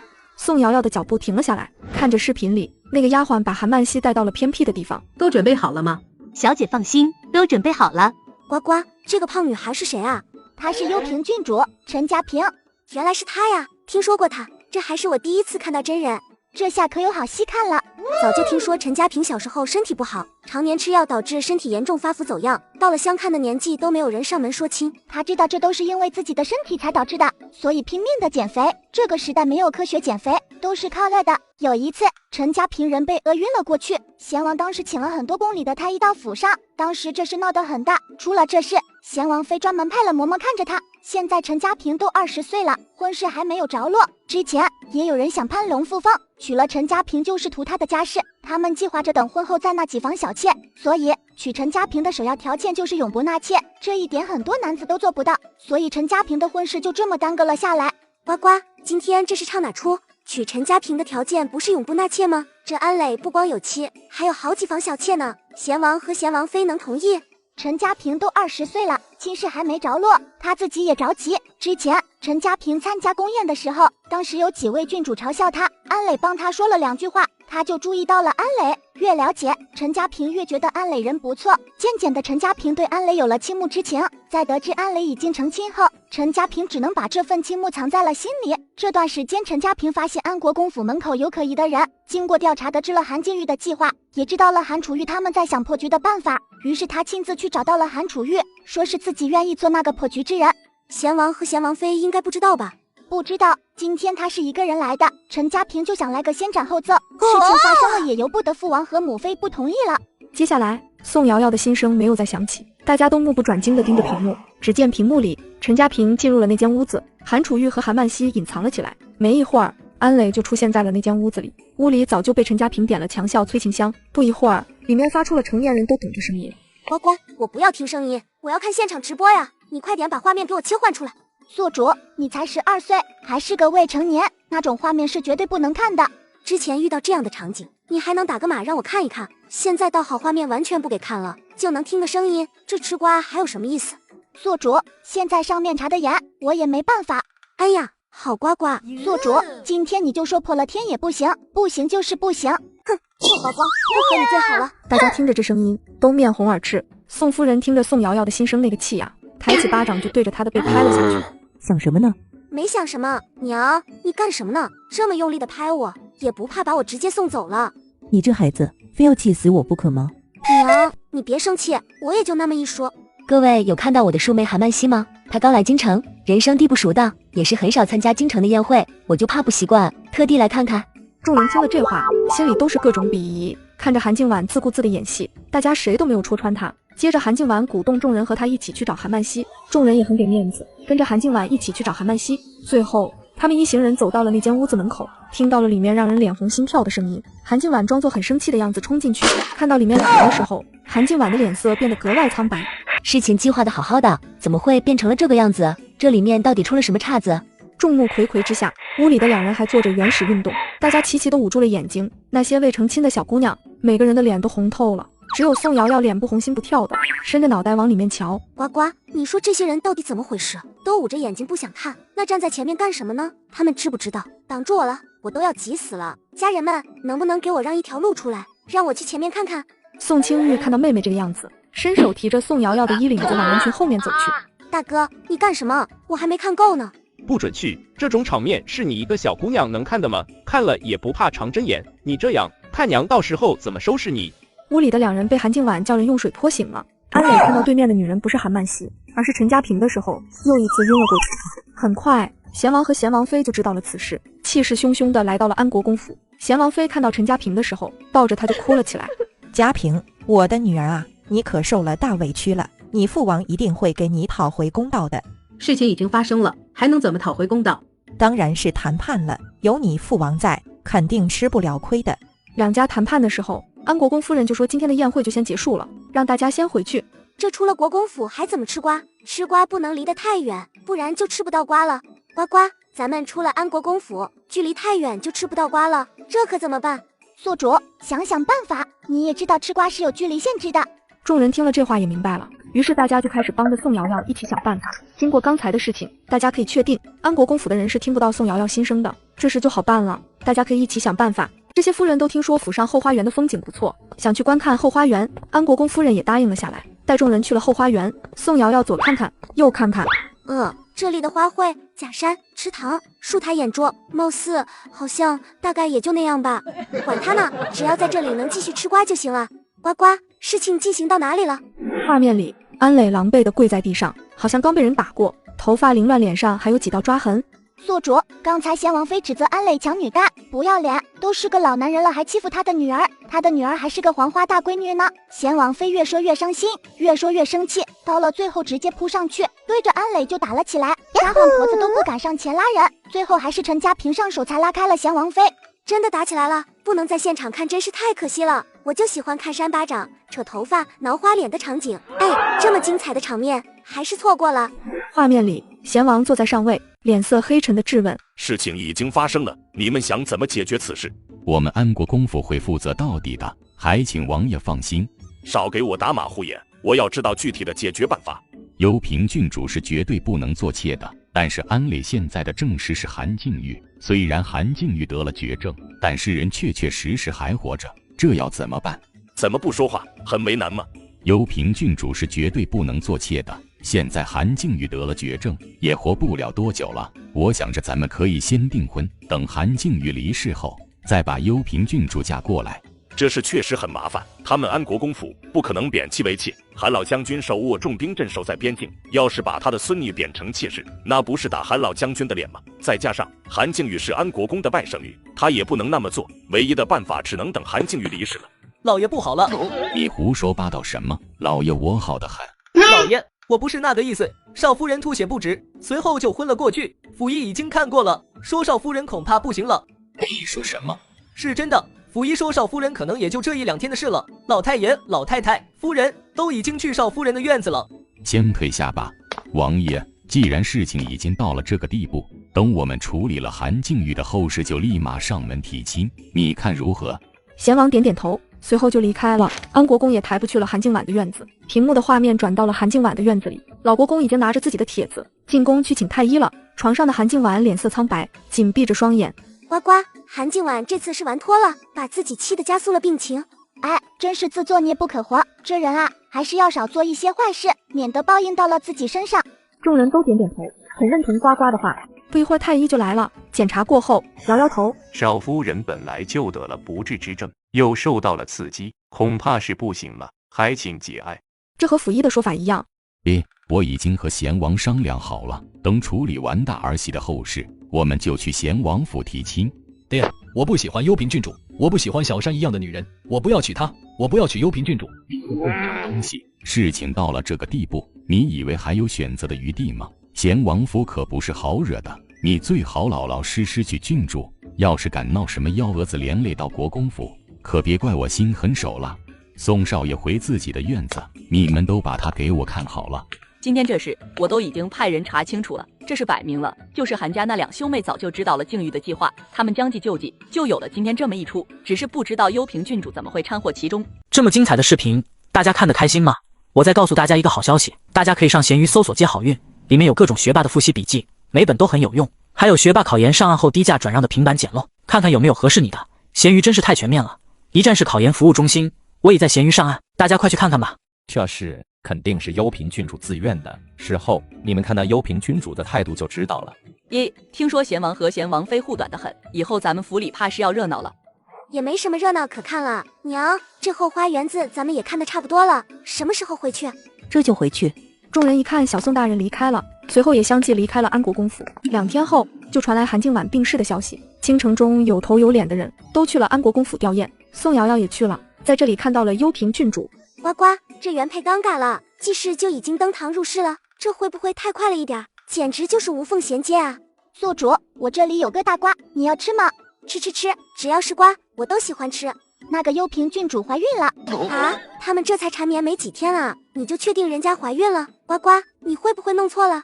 我们可是高科技的产物，事后3天怀没怀孕我们就会知道。呱呱，还是你牛。那是宿主，我和你说，幽平郡主怀的还是龙凤胎。幽平郡主这块土地确实肥沃，一次就中了。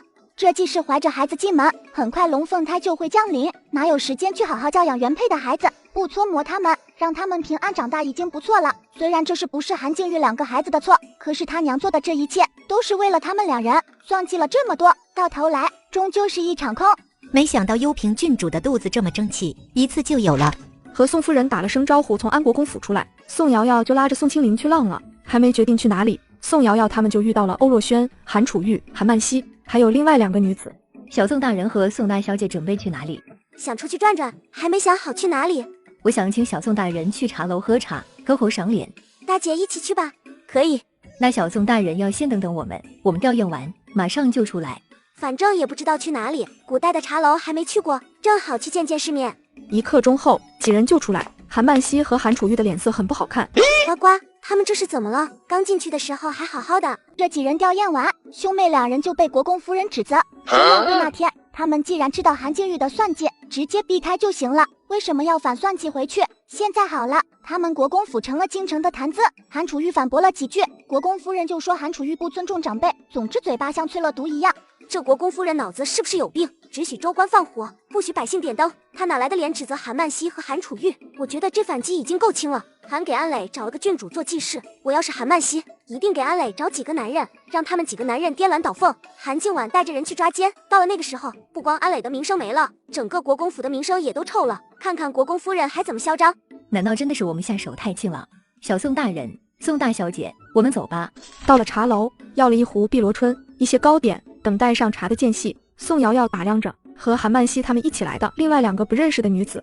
给你们介绍一下，这位是小宋大人，是唯一一位可以上考的女官。旁边这位是她的姐姐宋清灵，宋大小姐，小宋大人。这2位都是我姨娘娘家那边的姑娘，她们2人几年前就嫁到了京城。这位叫梅映雪，嫁给了尚书员外郎杜奕成；这位叫梅若婷，嫁给了门下陆氏马晋林。见过小宋大人，见过小宋大人。不必多礼。见礼后，几人就聊了起来。宋瑶瑶看着对面的梅映雪，她吃点心的动作很急。呱呱，这个梅映雪怎么了？怎么饿成这个样子了？尚书员外郎府怎么回事？把当家夫人饿成这个样子？其实梅映雪才是韩曼西真正的表姐，是梅姨娘亲哥哥的女儿，这人也是个命苦的，嫁给杜奕成已经好几年了，肚子一点动静都没有。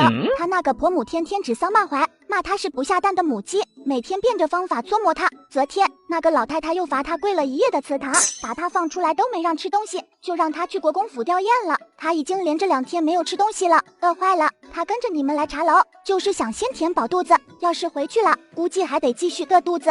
怎么会有这么恶毒的婆婆？生不出孩子也不一定是女人的问题，说不定是她儿子自己有问题，没有生育能力呢。这要去医馆好好检查一番才行，哪能直接给女子安上不孕的名声？宿主，事情不是你想的那样，成亲这么多年，杜奕成都没碰过梅映雪，梅映雪到现在都是黄花大闺女，怎么可能怀孕？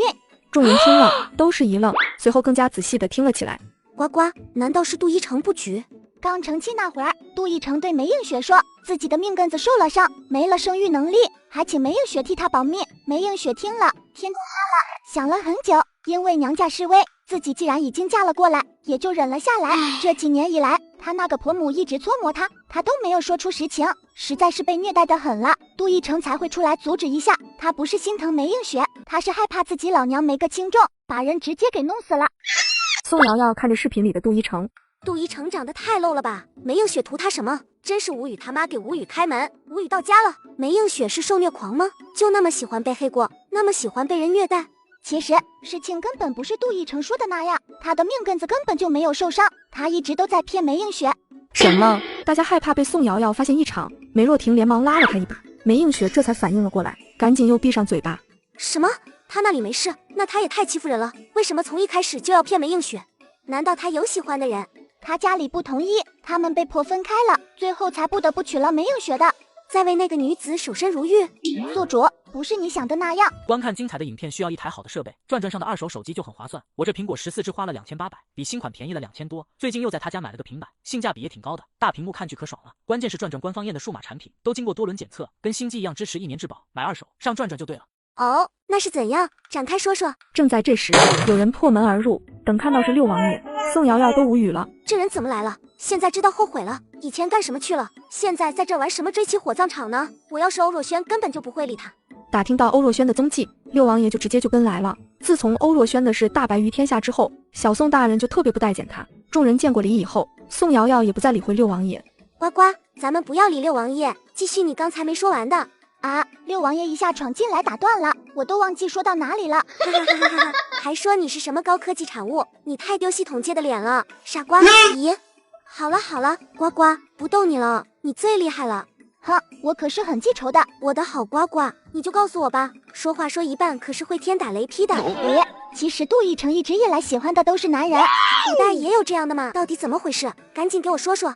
杜奕成10几岁的时候就发现自己喜欢男人，那时候家里管得严，他都不敢表现出来。后面做了官，他隔3差5就会去小官馆，每次出去他都对家里说要去赴同僚的约。